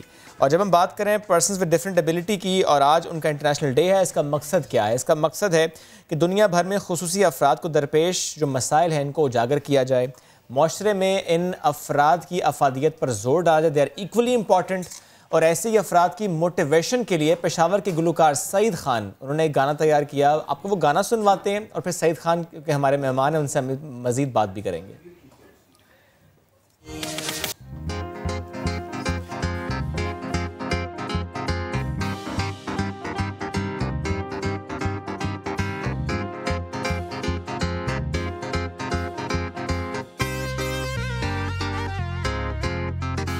जब में हो दम कुछ करने की हो लगन, तो फिर मुश्किल कुछ भी नहीं है, तो फिर मुश्किल। सईद हमें ज्वाइन कर चुके हैं, उन्हीं से मजीद बात करते हैं। सईद गुड मॉर्निंग, कैसे हैं आप? अस्सलाम वालेकुम। अल्हम्दुलिल्लाह, आई एम फाइन। आप कैसे हैं? अल्हम्दुलिल्लाह बिल्कुल ठीक ठाक। काफ़ी अरसे बाद आपसे फिर से मुलाकात हो रही है, तो थोड़ा सा बताएंगे क्या मसरूफियात हैं आजकल? First of all credit goes to summer team के आपने एक बार फिर मुझे अपने प्रोग्राम में मौका दिया, तो thank to all of you. रही बात कि आजकल क्या हो रहा है, तो मैं जो है क्योंकि अभी तक जो है घर में होम ट्यूशन पढ़ा रहा था, क्योंकि जॉबलेस पर्सन हूँ, लेकिन यू नो डैट के कोरोना वायरस की जो वबा आई है, तो इसमें स्कूल कॉलेजेस यूनिवर्सिटी सब कुछ ऑफ है। तो जो मेरा एक बिजी टाइम, एक अच्छा टाइम गुजरता था, वो सब कुछ फिलहाल ज़रा डिस्टर्ब हुआ है। तो बस घर में होता हूँ फिलहाल, बस सोशल मीडिया के साथ अटैच है। चलें ठीक। अच्छा सईद ये बताएं, गाना अभी हमने सुना, एंजॉय भी किया, इससे मुतालिक मैं जानना चाहूँगी इसकी इंस्पिरेशन आपको कहाँ से मिली? सिस्टर ऐसा है कि आपको पता है कि हमारे जितने भी स्पेशल पर्सन हैं, ये हमारे मुल्क का बहुत बड़ा सरमाया है, और ये पर्सन विद डिफरेंट एबिलिटीज जो हैं, ये नॉर्मल्स के मुकाबले में बहुत कुछ करना कर सकते हैं, अगर इनको थोड़ा सा पॉलिश किया जाए और इनको थोड़ा सा प्लेटफॉर्म दिया जाए। तो इस हवाले को मद्देनजर रखते हुए मैंने चाहा कि disabled person with different abilities जो है, इनको कुछ मोटिवेशन मिले कि आप लोग बिल्कुल घरों में बंद होकर ना बैठ जाएं, आप लोग कुछ करें, आप लोग कुछ एक्टिविटी करें, अपनी जो आपके अंदर हिडन क्वालिटीज है उसको सामने लेकर आए और दुनिया के सामने अपने आप को शो करें। तो इस हवाले से मैंने जो है ये मोटिवेशनल सॉन्ग जो है मैंने रेडी किया। ठीक। अच्छा, और मैं ये भी जानना चाहूँगी कि व्हील चेयर के संग आप जो है बड़ा सफ़र करते हैं, और यकीनन मुश्किलात का तो सामना रहता होगा, कभी जब आप सड़क क्रॉस करते हैं या किसी भी बिल्डिंग में दाखिल होना होता हो। तो मैं चाहती हूँ कि हमारे देखने वाले इस चीज़ को समझें, इस चीज़ को आप उजागर करें, हाईलाइट करें। इंतज़ाम भी ज़रा सोचे कि हमें फैसिलिटेट करना है इन सबको जो डिफरेंट एबल्ड लोग हैं। देखिए भाई, यहाँ पे जितने भी सुनने वाले लोग हैं, मैं उनको ये कहना चाहूँगा कि हम लोग जो है फॉरेन कंट्रीज की जितनी भी जो है रसूमात को अपने अंदर जो है लेकर आ चुके हैं, लेकिन बैरून ममालिक में जितने भी ममालिक हैं, वो मुस्लिम है या नॉन मुस्लिम है, वहाँ पे जानवरों को और डिसेबल पर्सन को काफ़ी ज़्यादा हकूक़ मुयस्सर है, जो यहाँ पे हमारे यहाँ एक अच्छे जो है ऑफिस में काम करने वाले ऑफिसर्स के लिए हैं। तो बाहर बहुत ज़्यादा प्रमोट किया जाता है, इवन दो कि अगर किसी आप पर्सन विद डिफरेंट एबिलिटीज़ को देखते हैं, अगर कोई आ रहा होता है तो बाकायदा वो अपनी गाड़ियों को रोकते हैं, उनको पहले रास्ता देते हैं, इवन दो कि जानवरों को रास्ता देते हैं। लेकिन ये सारी रिस्पॉन्सिबिलिटीज़ हम लोगों की होनी चाहिए कि हम यहाँ पे अगर कोई ऑफिस बनाते हैं, कोई बिल्डिंग बनाते हैं, वहाँ पे हमें डिसेबल्स के लिए कुछ शॉपिंग मॉल बनाते हैं, उनके लिए हमें जो है रैंप वगैरह और ऐसे ट्रैक्स बनाने चाहिए। और मैं भी अक्सर बेशक कहीं पे भी जाता हूँ तो हमारी आवाम ऐसी है कि इनके ऊपर इतनी जल्दी होती है कि किसी पूरे शख्स को, किसी स्पेशल पर्सन को ये रास्ता नहीं देते। इवन दो कि कितने केसेस भी हमने ऐसे देखे हैं जो नाबीना लोग गुजर होते हैं, उनको ये हिट कर जाते हैं। तो बीइंग अ मुस्लिम ये हमारी रिस्पॉन्सिबिलिटी है कि हम अपनी गवर्नमेंट के साथ मिलकर ऐसे अफराद की बहाली के लिए, अपने लिए और इन सब के लिए अच्छे इकदाम उठाएं। और बीइंग अ मुस्लिम हमारी तो ये अव्वलीन जिम्मेदारी है, इंसानियत जो है उसका एहतराम करना और दूसरे लोगों का ख्याल रखना। इसका दर्स तो हमारा दीन हमें देता है। हम सबको ये सोचना चाहिए कि स्पेशली जब हम अपने बच्चों की तरबियत कर रहे हैं तो हम उनको ये ज़रूर बताएं कि माशरे में जो डिफरेंट एबल्ड लोग हैं, हमें उनका उतना ही एहसास करना जैसा कि हम अपना एहसास करते हैं, उनका बिल्कुल वैसा ख्याल रखना जैसा अपना ख्याल रखते हैं। जब हम बात करते हैं इंक्लूसिव सोसाइटी की तो दे आर इक्वली इंपॉर्टेंट। और मैं बल्कि इस साल का थीम भी ज़रूर आपसे शेयर करना चाहूँगा, building back better towards an inclusive, accessible and sustainable post covid world by, for and with persons with disabilities और डिफरेंट एबिलिटीज़। तो ये थीम है जब इस साल का, तो हमें ज़रूर ये सोचना चाहिए कि हम किस तरह से काम करें। और जिस तरह सईद साथ आप मौजूद हैं, आप भी ये बात कर रहे हैं कि ऐसे बहुत से हादसा रिपोर्ट हुए हैं। प्लीज़ सईद। जी। तो मैं यहाँ पे ये कहना चाहूँगा, मैं यहाँ पे गवर्नमेंट ऑफ पाकिस्तान को कि अल्हम्दुलिल्लाह पीटीआई की गवर्नमेंट जो आई है, लोगों में अल्हम्दुलिल्लाह कुछ अवेयरनेस पैदा हो रही है। इससे पहले डिसेबल्स को बहुत ज़्यादा जो है क्राइसिस का सामना करना पड़ रहा था, लेकिन अब एक जितने भी खुसूसी अफराद हैं उन्होंने मिल के जो है आवाज़ बुलंद किया है। तो सारे लोगों को इकट्ठा होकर, जितने भी खुसूसी अफराद हैं, जब तक आप अपने हकूक़ के लिए आवाज़ बुलंद नहीं करेंगे, आपको आपके राइट्स नहीं मिलेंगे। और जिन लोगों को मौका नहीं मिल रहा, मैं यहाँ पे गवर्नमेंट ऑफ पाकिस्तान से रिक्वेस्ट करता हूँ कि प्लीज़ डिसेबल्स को हर इदारे में विदाउट मेरिट उनको आगे आने का मौका दिया जाए। देखें, हम जहाँ पे भी अप्लाई करते हैं बहुत ज़्यादा हर्डल्स आती हैं, फिर ये भी एक बहुत बड़ा हर्डल बीच में आता है कि भाई आपका एक्सपीरियंस नहीं है। तो मुझे जैसे शख्स को जो 2011 से अभी तक कोई भी पोस्ट आती है, मैं अप्लाई करता हूँ, मुझे मौका ही नहीं मिलता। और फिर बात ये की जाती है कि भाई आपका एक्सपीरियंस नहीं है। तो इंसान पैदा होता है तो एक्सपीरियंस तो लेकर नहीं आता। आप मौका दें, आप हमें इजी हमारी प्लेटफॉर्म पर वो करें। और एक यहाँ पे छोटा सा मैं अपना थोड़ा सा शेयर को चेंज करके बयान करूँगा कि ये दूर से किनारों को देखा नहीं जाता, यूँ दूर से किनारों को देखा नहीं जाता, अगर मुझे देखना है तो मुझ पे उतर कर देख। तो आपको चाहिए जितने स्पेशल लोग हैं आप इनको मौका दें, इनको जज करें विदाउट इसके कि वो मेरिट की बेसिस पे हैं। क्योंकि यहाँ पे 2018 की अगर मैं बात करूँ तो हमारी CM के महमूद खान साहब ने 2% से कोटे को बढ़ाने की बात की थी 4%, लेकिन खुदा की कसम कि अभी तक 1% कोटे के ऊपर भी इम्प्लीमेंट नहीं हो रहा। और उसी तरह जो है निचला तबका जो है डिसेबल्स के एहसास के साथ खेल रहा है, उनको रिजेक्ट किया जा रहा है। मैं प्राइम मिनिस्टर साहब को कहूँगा कि प्लीज़ अपनी कुछ टीम तश्कील दीजिए जो कि लोगों को आपके पास वहाँ पे लेकर आए, वहाँ पे इनको जज करें, वहाँ पे स्पेशल्स को चेक करें और फ़ौरन इनको जिनका राइट बनता है उनको विदाउट टेस्ट और उसके इनको मौका दिया जाए। और मैं यहाँ पे आर्मी चीफ से रिक्वेस्ट करना चाहता हूँ कि बराए मेहरबानी, मेरा तो दिल खून के आंसू हो रहा है कि मैंने कितनी बार जॉब्स के लिए अप्लाई किया है। मैंने CMKP महमूद खान को एप्लीकेशन भेजी है, मैंने इस्लामाबाद तक एप्लीकेशन भेजी है पोस्ट ऑफिस के through, but I don't know कि मेरे प्राइम मिनिस्टर साहब को मिली है कि नहीं मिली। लेकिन आर्मी चीफ से मैं रिक्वेस्ट करता हूँ कि मैं जिस तक जॉब की तलाश में निकलता हूँ और अभी तक जो मेरे दिल अंदर से रो रहे हैं, मैं आपको बता नहीं सकता कि मुझे मेरा हक दिया जाए, मुझे मेरा राइट दिया जाए। तो आर्मी चीफ मेरी काम के लिए मेरी ख्वाहिश के मुताबिक एक्शन ले और मुझे मौका दे। मैं आप लोगों के मुल्क का स्टार हूँ। अगर मैं अपनी आर्मी के शाना बिशाना खड़ा नहीं हो सकता तो मैं आर्मी के सिक्योरिटी फोर्सेस के इदारों में बैठ के काम तो कर सकता हूँ। मुझे मौका दीजिए, मैं अपनी सिक्योरिटी फोर्सेस का, वो आर्मी हो, वो नेवी हो, वो पाकिस्तान एयरफोर्स हो, मुझे इनके इदारों में काम करने का शौक है। आप सब जानते हैं मैंने अपने पाकिस्तान आर्मी के लिए वर्ल्ड डिफेंस डे के लिए मैंने 2 बार सॉन्ग लिखे, 2019 में और एक रिसेंटली 2020 मैंने 6 सितंबर के हवाले से सिक्योरिटी फोर्सेस को रिव्यू पेश किए हैं। तो मेरी जिस कदर मोहब्बत है, जब मैं खड़ा होकर अपनी सिक्योरिटी फोर्सेस अपने मुल्क की सरहदों की हिफाजत नहीं कर सकता तो कांडी में उनके अंदर में दफातर में बैठ के काम तो कर सकता हूँ। अब तमाम मीडिया वाले जो है मेरी आवाज़ बने, मुझे प्रमोट करें और मुझे मेरा राइट देने में मेरे साथ आप सब शामिल हो जाएं। और कोई पर्सनली भी मेरी हेल्प आउट कर सकता है तो खुदारा मेरी हेल्प आउट कीजिए। I am deserving and I am a bright star and a future of Pakistan. No doubt. और जो आप जिस तरह से बता रहे हैं, आपका हौसला ही बड़ा जो है वो हिम्मत और हौसला ही बड़ा मिसाली होना चाहिए।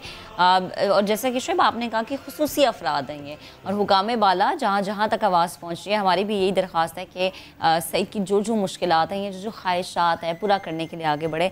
बेहद शुक्रिया। सईद खान हमारे साथ मौजूद थे और खुसूसी शख्सियत हमारे साथ मौजूद थे।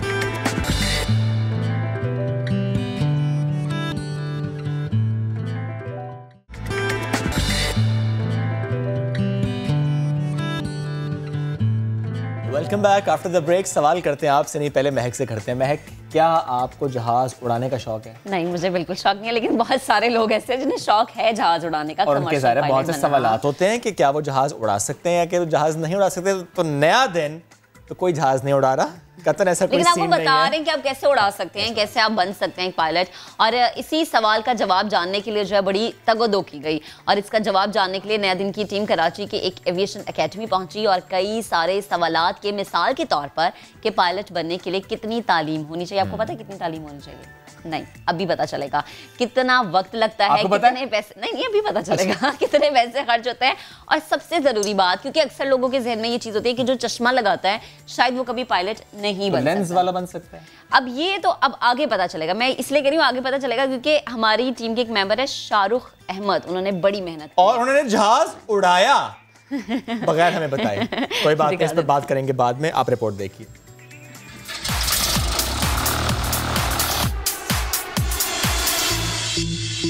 बचपन में हर शख्स की ख्वाहिश होती है कि वो हवाई जहाज़ उड़ाए। मेरी भी ये ख्वाहिश थी, लेकिन पूरी नहीं हो सकी। पर आज मैं ये ख्वाहिश पूरी करूंगा और जहाज़ उड़ाऊंगा। कराची की एक एविएशन एकेडमी है जो हर शख्स को जहाज़ उड़ाने का मौका फराहम कर रही है, तो इस मौके से हम भी फ़ायदा उठाने आ गए। आए अंदर चलते हैं और उनसे पूछते हैं तरीक़ेकार क्या है और आप मुझे किस तरह फ्लाई कराएंगे। फ्लाइट इंस्ट्रक्टर कैप्टन एहसन नवाज़ हमारे साथ हैं। ये लोगों को जहाज़ उड़ाना सिखाते हैं, तो आज हम इनसे बात कर सकते हैं। आप हमें जहाज़ चलाना सिखा सकते हैं? बिल्कुल सिखा सकते हैं, कोई मसला नहीं। कितने लोगों को आप अब तक जहाज़ चलाना सिखा चुके हैं? मैं काफ़ी लोगों को सिखा चुका हूँ। इसमें हमारे पास काफ़ी सारे स्टूडेंट्स भी जो यहाँ पे आते हैं और काफ़ी जो एक एयर एक्सपीरियंस करने के लिए आते हैं, उनको भी मैं पहले एक प्रॉपर ब्रीफिंग देता हूँ कि भाई जहाज़ को आपने कंट्रोल किस तरह करना है, किस तरह इसको फ्लाई किया जाता है, उन सबको भी सिखाया जाता है। तो ऐसा ये आसान है, मुश्किल है? लोग क्या उनका रवैया होता है सीखते वक्त? क्या वो आसानी से सीख लेते हैं या बहुत मुश्किल आती है? नहीं, काफ़ी सारे लोग जो हैं वो इसको काफ़ी आसानी से सीखते हैं, काफ़ी उसको मोटिवेशन भी शो करते हैं कि भाई हमें सिखाएं पहले। तो अक्सर लोग मैंने देखे जो एक्सपीरियंस के लिए आते हैं यहाँ पे, वो कहते हैं कि सर मैं जहाज़ चलाना सिखाएं। तो फिर जो अपनी मोटिवेशन शो करते हैं, मैं फिर उनको मैं सिखाता हूँ प्रॉपर तरीके से। पहले ग्राउंड में ब्रीफिंग करता हूँ, फिर एरिया में जाकर उनको कंट्रोल भी देता हूँ कि आप इस तरह करें, इस तरह फ्लाई करें।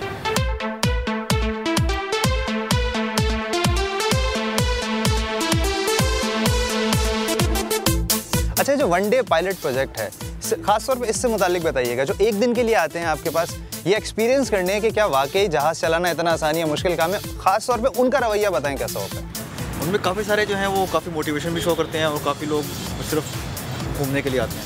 चलें जी, बहुत शुक्रिया। एहसन से हमने बात की, इन्होंने हमें एविएशन से मुतालिक बताया। अब आगे चलते हैं, इनके चीफ एग्जीक्यूटिव से बात करते हैं कि जनरल एविएशन की प्रमोशन के लिए वो और क्या क्या इकदाम कर रहे हैं।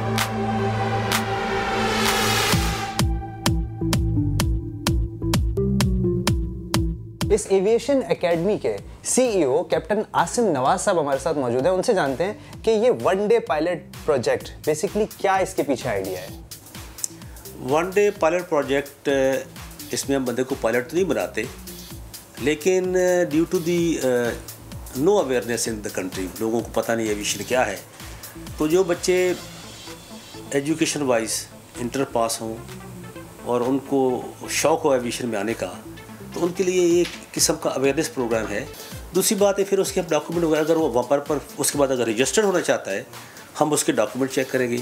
Is he eligible to become a pilot, उसकी ये रिक्वायरमेंट है। FSC होना चाहिए बच्चे को प्रेफरेबली। उम्र अगर रजिस्ट्रेशन पे 16 ईयर हो सकती है, लेकिन 17 साल की उम्र पे उसको CPL मिल सकता है। ठीक है। और CPL ज़्यादा से ज़्यादा उम्र क्या हो? वो तो 50 साल का भी कर सकता है, नो प्रॉब्लम। ठीक है। 60 का भी कर सकता है, लेकिन जो प्रेफरेबली जो एज है ना वो 17-18 यंग एज में तो ज़्यादा बिका ही more time to stay in the aviation industry. तो उसको एक तो इंटर पास होना चाहिए, दूसरा वो मेडिकली फिट होना चाहिए। अच्छा, मुझे एक चीज़ बताया, आपने कहा मेडिकली फिट। मेडिकली फिट से मुराद क्या है? क्या अगर उसका चश्मा लगा हुआ है तो वो जहाज़ उड़ा सकता है? चश्मे के साथ उड़ा सकता है। ठीक है। वो करेक्टेड लेंसेज पहन सकता है और वो उसका मेडिकल करता है CA पाकिस्तान, उनका अपना एक एरोमेडिकल है अपना डिपार्टमेंट, ठीक है, जो बच्चों का टेस्ट लेता है, साइकार्टिक टेस्ट होता है, उसकी मेडिकल ECG होती है, ब्लड हर चीज़ चेक करते हैं, कंप्लीट मेडिकल। अच्छा, एक आम तासुर है कि पायलट बनने के लिए बहुत सारे पैसे चाहिए होते हैं, तो क्या वाकई हकीकत है? देखो जी, अगर आप UAE में जाकर ये कोर्स करें CPL कमर्शियल पायलट लाइसेंस का, जिसमें 190 आवर्स फ्लाइंगे, ग्राउंड स्कूलिंग है और उससे एग्जामिनेशन थे, तो वहाँ 2.5 करोड़ का खर्चा है। मैंने खुद विज़िट किया जाके एमिरेट्स अकेडमी और फुजेरा फ्लाइंग स्कूल, तो वहाँ के जब मैं एक्सपेंसिव देखे तो आई वॉज अस्टोनिश्ड। 2.5 करोड़ रुपए में पायलट बना रहे हैं, हम यहाँ 40 लाख में बना रहे हैं। अच्छा, अभी आपने कहा कि बाहर महंगा है, यहाँ सस्ता है, तो क्या बाहर से भी लोग यहाँ सीखने आते हैं? हमारे पास सऊदी अरेबिया से आया है लड़का अहमद आई, फ्रॉम मदीना, वो हमारे पास फ्लाई करके अभी उसका CPL कंप्लीट होने वाला है। ठीक है, मिसाल के तौर पे किसी ने आपके पास से ट्रेनिंग की, सिविल एविएशन अथॉरिटीज़ ने उसका टेस्ट लिया और उसे लाइसेंस मिल गया, उस लाइसेंस पे वो पूरी दुनिया में जहाज चला सकता है? Anywhere in the world he can just go and he is eligible to fly in any airline, but then उस एयरलाइन का जो जहाज उसने उड़ाना है उसकी सेपरेट ट्रेनिंग वो करेगा। बेसिक रिक्वायरमेंट है CPL, ठीक है, commercial pilot license. Commercial pilot license civil aviation authority आपसे ट्रेनिंग के फौरन बाद दे देती है। उसका टेस्ट हम खुद लेते हैं, ठीक है, उसका एग्जामिनेशन पेपर जो है वो CA लेता है और जब वो क्वालिफाइड करता है उसके बाद उसको लाइसेंस। अच्छा, एक बच्चा जो अभी उसने इंटरमीडिएट, जैसा आपने बताया इंटरमीडिएट किया, वो मेडिकली फिट है और अब वो पायलट बनना चाहता है, इसका ड्यूरेशन कितना है, कितना अर्सा उसको लगेगा पायलट बनने में, और मुकम्मल कि टोटल पैसे कितने उसके खर्च होंगे, यानी उसके पेरेंट्स के? देखो जी, अगर उसकी अकोमोडेशन भी है, उसके और खर्चे, और उसके पेरेंट्स से 40 लाख के अराउंड खर्चा होता है, 40 लाख, और टाइम डिपेंड करता है बच्चे की अपने इंटेलिजेंस लेवल पे।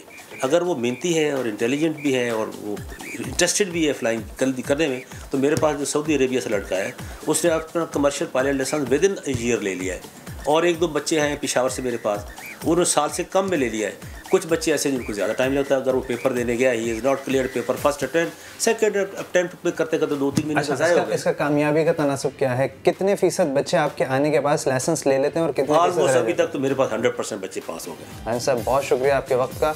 अब हम करते हैं फ्लाई, और ये एक्सपीरियंस हम खुद भी करके देखते हैं कि जहाज़ चलाना वाकई मुश्किल है या आसान है। तो भाई, जहाज़ उड़ाने से पहले उसके बारे में जानना बहुत ज़रूरी है। कैप्टन एहसन हमें बताएंगे क्या क्या ये इतनी सारी चीज़ें लगी हुई हैं और इसका मकसद क्या है, और ऊपर जाके हम जहाज़ को कंट्रोल कैसे करेंगे। तो एहसन ज़रा समझाएं क्या है ये इतने सारे बटन, इतने सारे मीटर्स? बेसिकली जो बेसिक स्टूडेंट्स होते हैं ना, उनको सिर्फ बेसिक चीज़ें पढ़ाई जाती हैं। ये जो 1, 2, 3, 4, 5, 6 ये 6 इंस्ट्रूमेंट्स हैं, ठीक है, उनको हम बोलते हैं बेसिक इंस्ट्रूमेंट्स, जिसको हम 6 पैक भी बोलते हैं, क्योंकि 6 इंस्ट्रूमेंट्स हैं, ठीक है। इनमें हमारे पास एयर स्पीड इंडिकेटर आता है, टर्न कोऑर्डिनेटर आता है, अल्टीमीटर आता है जो हमें हाइट शो करता है हमारी ग्राउंड से, ये है एटीट्यूड इंडिकेटर, जहाज़ का एटीट्यूड शो करता है कि जहाज़ टर्निंग में है, ठीक है, ऊपर जा रहा है, नीचे आ रहा है। ये हमारे पास हेडिंग इंडिकेटर है, that is the vertical speed indicator, कि हमारा जहाज़ कितने फीट पर मिनट से क्लाइंब कर रहा है या डिसेंड कर रहा है, ठीक है। ये 6 इंस्ट्रूमेंट्स हम लोग सिर्फ बेसिक पढ़ाए जाते हैं, बिल्कुल बिगिनर्स को, ठीक है, जैसे मैं बिल्कुल फर्स्ट टाइम बैठ रहा हूँ। ये सारे नेविगेशन इंस्ट्रूमेंट्स हैं, ये काफ़ी बात की कहानी है, ठीक है। ये हमारे पास ऑडियो कंट्रोल पैनल है, ये हमारे पास रेडियो है जिसमें हम लोग कम्युनिकेशन करते हैं टावर से, बिल्कुल, हाँ जी। ये ट्रांसपोंडर है जो कि रडार पे हमारी हर टाइम लोकेशन जो इमेज बता रहा था हम कहाँ पे हैं इस वक्त, बिल्कुल एग्जैक्टली। ये हमारे पास थ्रस्ट कंट्रोल है, ठीक है, थ्रोटल, जैसे गाड़ी में एक्सीलरेटर होता है, एग्जैक्टली, इसको अंदर करेंगे स्पीड बढ़ जाएगी, बाहर करेंगे स्पीड कम हो जाएगी, सही। ये मिक्सचर कंट्रोल है फ्यूल सप्लाई के लिए, अब इसको मैंने बाहर खींचा हुआ है, इसका मतलब फ्यूल कट ऑफ हुआ है, ठीक है, अंदर दबा के अंदर करूँगा तो फ्यूल सप्लाई शुरू हो जाएगा, ठीक है। ये हमारे पास सर्किट ब्रेकर्स हैं, ठीक है। ये हमारे पास डिफरेंट लाइट्स हैं, pitot, navigation light, beacon light, landing light, और इस तरफ ये हमारे पास नेविगेशन का स्विच है, जो हमारे सारे नेव इंस्ट्रूमेंट्स हैं ये वहाँ से ऑन होते हैं, ठीक है। इसके बराबर में इग्निशन है जैसे गाड़ी में होता है, ये मास्टर, ये सेल्फ स्टार्ट है, बिल्कुल ये सेल्फ स्टार्ट है। ये वो जैसे पिस्टन है ना, जी, गाड़ी में पिस्टन होता है, सेम पिस्टन है, सेम इंजन है, ठीक है। और ये हमारा मास्टर स्विच है, इससे हमारा इलेक्ट्रिकल साइड सप्लाई होता है, ठीक है। ये सब बता दिए, ये इसके बारे में अब हम बताते हैं कि जहाज़ को कंट्रोल कैसे करते हैं, ठीक है। ये हमारे पास जॉक है, ठीक है, इसे हम लोग लेफ़्ट करेंगे तो जहाज़ लेफ्ट पे, ठीक है, और वो यहाँ हमें नज़र आएगा, बिल्कुल यहाँ पे, ठीक है, ठीक है। और फिर हमारे पास यहाँ पे हेडिंग चेंज आएगी लेफ्ट साइड, ठीक है। इसी तरह जब राइट पे करेंगे तो जहाज़ का ये वाला विंग नीचे ड्रॉप होगा, एंड देन राइट, ठीक है। पीछे खींचेंगे तो जहाज़ की नोज़ ऊपर जाएगी, तो जब इसको बोलते हैं आगे करेंगे तो जहाज़ की नोज़ नीचे जाएगी, इसको पिच डाउन बोलते हैं। ठीक है। और नीचे जो हमारे पास पैडल्स लगे हुए हैं, इसके दो काम हैं। एक तो ये है कि इसको जो हम लोग डिफरेंशियल मूवमेंट करते हैं, इस जहाज़ की नोज़ लेफ्ट राइट की तरफ वॉक करती है, ठीक है, जो कि हमारे पास ग्राउंड में ये काम आते हैं। ग्राउंड में इसका कोई काम नहीं है। सही। ग्राउंड में सारी मूवमेंट है रबर पैडल से। ठीक है। और सो हम लोग टो से प्रेस करेंगे तो हमारे पास ब्रेक्स आती हैं। इसमें डिफरेंशियल ब्रेकिंग है, लेफ्ट वाला टो प्रेस करेंगे तो लेफ्ट वाली ब्रेक लगेगी, राइट वाला प्रेस करेंगे तो राइट वाली ब्रेक लगेगी। ठीक है, ये इसकी बेसिक कंट्रोल है। ठीक है, मतलब इसको चलाना वाकई इतना मुश्किल नहीं है, बहुत आसान है, कोई मसला नहीं। चलें तो फिर अब चलते हैं फ्लाइट पे और देखते हैं हमारा एक्सपीरियंस कैसा रहता है।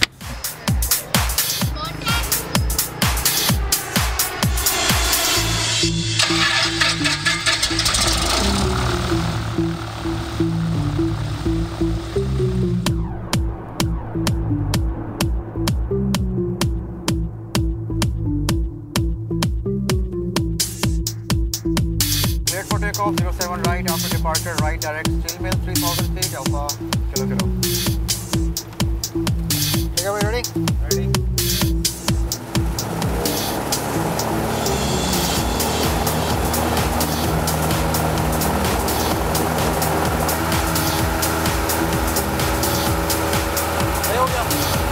हो गया।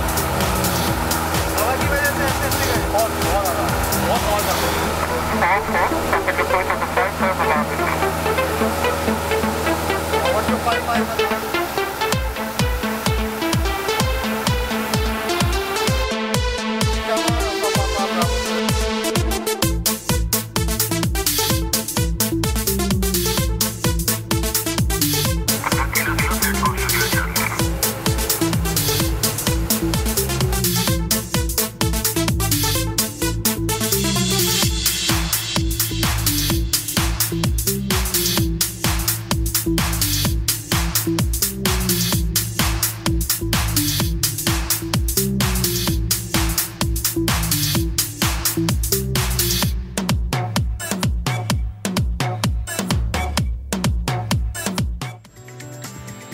हर खांसी, बुखार और नज़ला कोरोना नहीं होता। अब इस मौजू पर आते हैं। शाहरुख ने बड़ा एंजॉय कर लिया है, उससे हम बात बाद में करेंगे। मैंने सुना कि सैटरडे को पूरी टीम नया दिन वहाँ पर जा रही है। एनीवेज, मौसम तब्दील हो रहा है और इस तब्दीली में होता क्या है कि हर बंदा बीमार हो जाता है, बड़े हों या बच्चे ज़रा ज़्यादा जल्दी से बीमार हो जाते हैं। नज़ला, खांसी, बुखार ये तो पीछा छोड़ते ही नहीं हैं। कोविड की इस दूसरी लहर जिसकी हम रोज़ाना बात करते हैं, तो ऐसे में सवाल ये होता है कि हर नज़ला, खांसी, बुखार कोरोना नहीं होता, क्योंकि हर साल इस मौसम में ये मौसमी बुखार, नज़ला, खांसी, इससे हमें सामना करना पड़ता है। अब फिर ऐसा आजकल जो वालिदैन हैं थोड़े परेशान इसलिए भी हो जाता है कि बच्चों को थोड़ी सी खांसी हुई या बुखार हुआ तो खुदा ना खासा उन्हें डर हो जाता है कि कहीं ने कोरोना तो नहीं। बच्चे भी नहीं, अगर बड़े भी इस तरह मुब्तला हो जाते हैं तो वो यही समझ रहे होते हैं। लेकिन ये तमाम बीमारियाँ और इन बीमारियों से कैसे बचा जाए और तशख़ीस कैसे होगी कि आया कोरोना है या फिर आम बुखार है, इसके लिए आज हम बात करेंगे और इसी पर हम आज जो वालिदैन हैं उनकी परेशानी को दूर करने की कोशिश करेंगे। डॉक्टर सनम ख्वाजा हमें ज्वाइन कर चुके हैं। अस्सलाम वालेकुम, गुड मॉर्निंग। वालेकुम अस्सलाम, thank you Mahak for calling me on the program. Welcome. ये बताइएगा कि जिस तरह महक भी बता रहे थे कि हर नज़ला, खांसी, बुखार ये कोरोना नहीं होता, ये कोरोना का सिम्टम नहीं होता, कोरोना वायरस का सिम्टम नहीं होता, ये किसी और इन्फेक्शन का भी एक सिम्टम हो सकता है। आम तौर पर पेरेंट्स के समझने के लिए बताइएगा कैसे हम डिफ्रेंशिएट कर सकते हैं कि ये जो बच्चे को इस वक्त हो रहा है कंजेशन या फॉर दैट मैटर फीवर, तो ये कोरोना नहीं है, ये बिल्कुल वही मौसम है जो हर साल होता है। देखिए, सबसे पहली जो इम्पोर्टेंट चीज़ है जो सबको समझने की ज़रूरत है कि कोरोना वायरस की एक हाई रिस्क पॉपुलेशन होती है, एंड वो जो हाई रिस्क पॉपुलेशन है उसके अंदर वो लोग आते हैं जो कि एक्सपोज हो रहे हैं उन लोगों को जिनको ऑलरेडी वायरस है या किसी ऐसे इन्वायरमेंट के अंदर जा रहे हैं जिसके अंदर उस वायरस का बर्डन है। ठीक है, तो अगर आप उसमें एक्सपोज हुए हैं और उसके विद इन 2 to 3 डेज़ और इंक्यूबेशन पीरियड के अंदर आपने सिम्टम डेवलप किए हैं, तो the first thing then you can think कि भाई मुझे कोरोना वायरस है। ठीक है, अब कैसे बिल्कुल राइटली आपने कहा कि भाई कोरोना वायरस के सब सिम्टम्स ऐसे ही हैं जैसे जो है वो आम बुखार के हैं, एलर्जीज़ के हैं। तो कोविड के अंदर जो 2-3 चीज़ें हैं, सबसे पहली इंपॉर्टेंट चीज़ ये है कि उसमें बॉडी एक्स जो हैं वो बहुत ज़्यादा होते हैं। ठीक है, हर वायरल फीवर के अंदर होते हैं, लेकिन कोविड में बहुत ज़्यादा होते हैं। अच्छा। ठीक है, उसमें आपको बहुत ज़्यादा जिस्म के अंदर दर्द के साथ पेशेंट आपके पास प्रेजेंट करता है। दूसरी चीज़ ये कि कोविड जब पेशेंट एक्वायर करता है या जो बच्चे या जो भी आम लोग हमारे साथ चल रहे हैं, उनके अंदर जो कॉफ होती है वो ड्राई होती है मोस्ट लाइकली, वो प्रोडक्टिव नहीं होती है मोस्ट ऑफ द केसेस। लेकिन अगेन मैं एक पॉइंट यहाँ पे बताना चाहूँगी कि it varies from person to person. बिल्कुल सही है। तो हर आजकल मसला ये है कि एक परसेप्शन का प्रॉब्लम हो गया है, और परसेप्शन का प्रॉब्लम ये है कि हर बंदा जिसको बुखार होता है वही समझता है कि मुझे मुझे कुछ भी नहीं है, मुझे कोरोना वायरस। वो समझे ना समझे, आसपास वाले यही समझते हैं, यही उसे कहते भी हैं।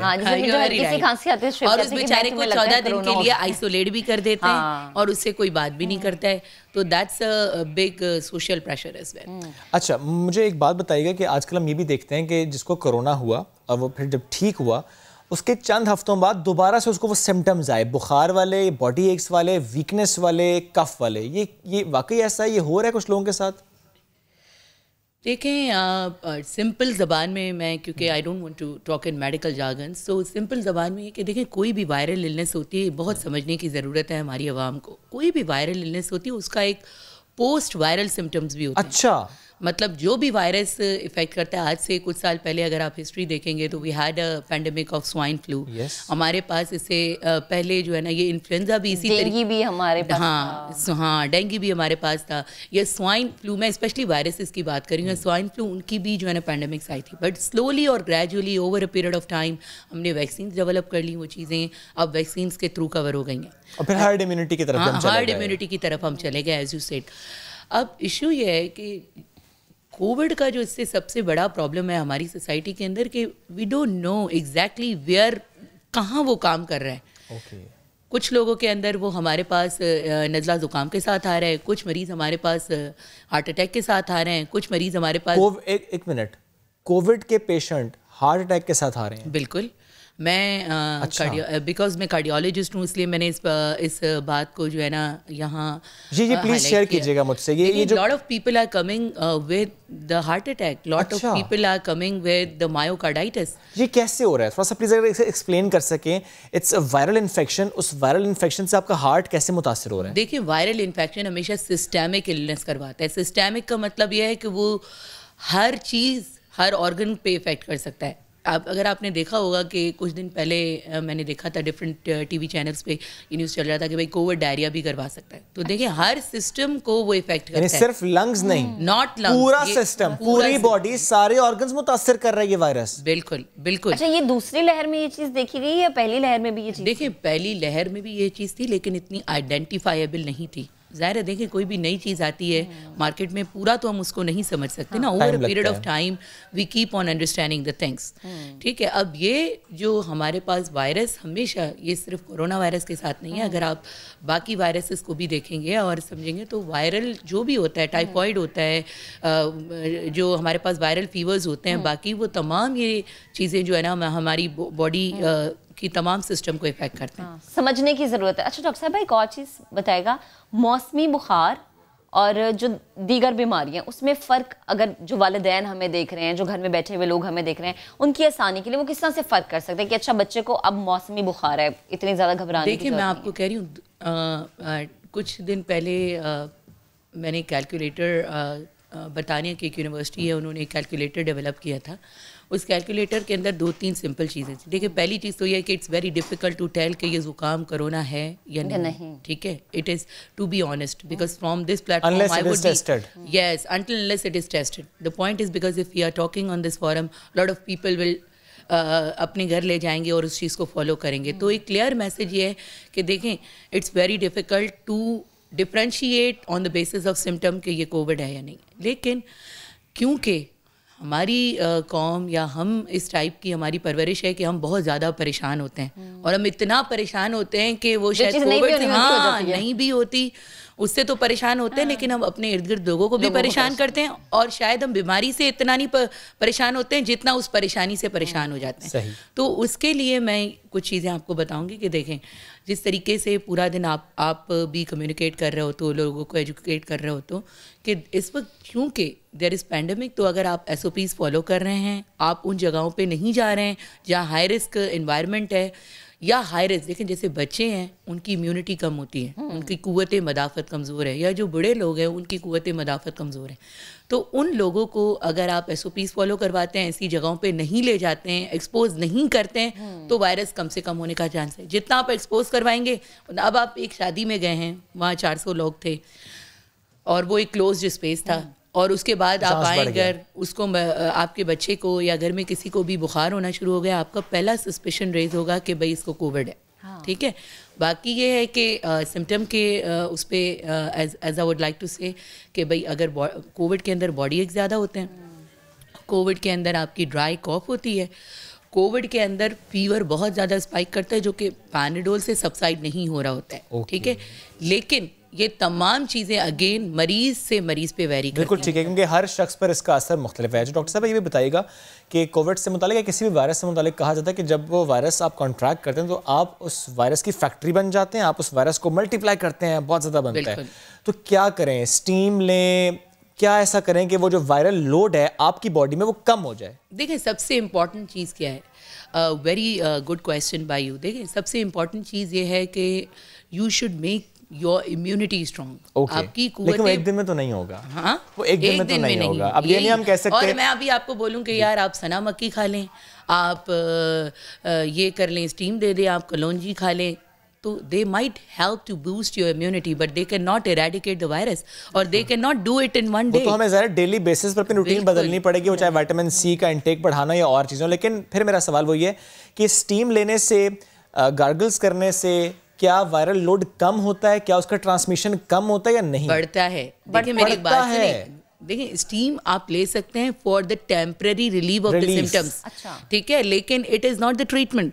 आप जब स्टीम देते हैं तो एरोजल जनरेट होता है, आप इस कमरे में बैठे हैं, स्टीम दे रहे हैं, पूरे कमरे में वायरस फैलेगा, आपके साथ 2-3 लोग और बैठे हैं, उनको भी होगा। तो that's why it is saying, जब हम हॉस्पिटल में भी किसी मरीज को नेबुलाइज कर रहे होते हैं या किसी को स्टीम दे रहे होते हैं तो हम कोशिश करते हैं उस वक्त एक्स्ट्रा प्रोटेक्शन ले, बिकॉज इट बट इसलिए हमारे इस चीज़ को इसलिए फॉलो किया जाता है, उसका एक रीज़न ये है कि ये हमें टेम्पररी रिलीफ ऑफ सिम्टम देता है। जब हमारी चेस्ट कंजेस्शन होती है तो हम स्टीम देते हैं तो हमें उससे फ़ायदा होता है। तो आप दें, बेशक दें, it will help you to improve your symptoms, but उसके लिए आप ये ख्याल करें कि जब आप स्टीम दे रहे हैं और आप कोविड पॉजिटिव है ना, और आप इसका कोई एक मुस्तकिल हल निकालें, बिल्कुल ये ज़्यादा बेहतर है। बेहद शुक्रिया डॉक्टर साहब, आप मौजूद थी और यकीनन जो होंगे उन्होंने फ़ायदा उठाया होगा और चीज़ को समझा होगा कि मौसमी बुखारी, कोरोना, अगर आप सोचते हैं इसमें फ़र्क कैसे करना है। अब ज़रा खुदाफिज कह दें। चले जी, क्योंकि बात हो रही थी कोरोना की और जैसे डॉक्टर साहबा ने भी फरमाया कि ऐसी किसी भी जगह पर ना जाइए जो हाई रिस्क एरिया, यानी जो भी भीड़ वाले इलाके हैं वहां पर ना जाइए। जाना जरूरी नहीं है तो ना जाइए, जाना जरूरी है तो मास्क लगा कर जाइए। कल मिलेंगे, अपना बहुत सा ख्याल रखिए। अल्लाह हाफिज।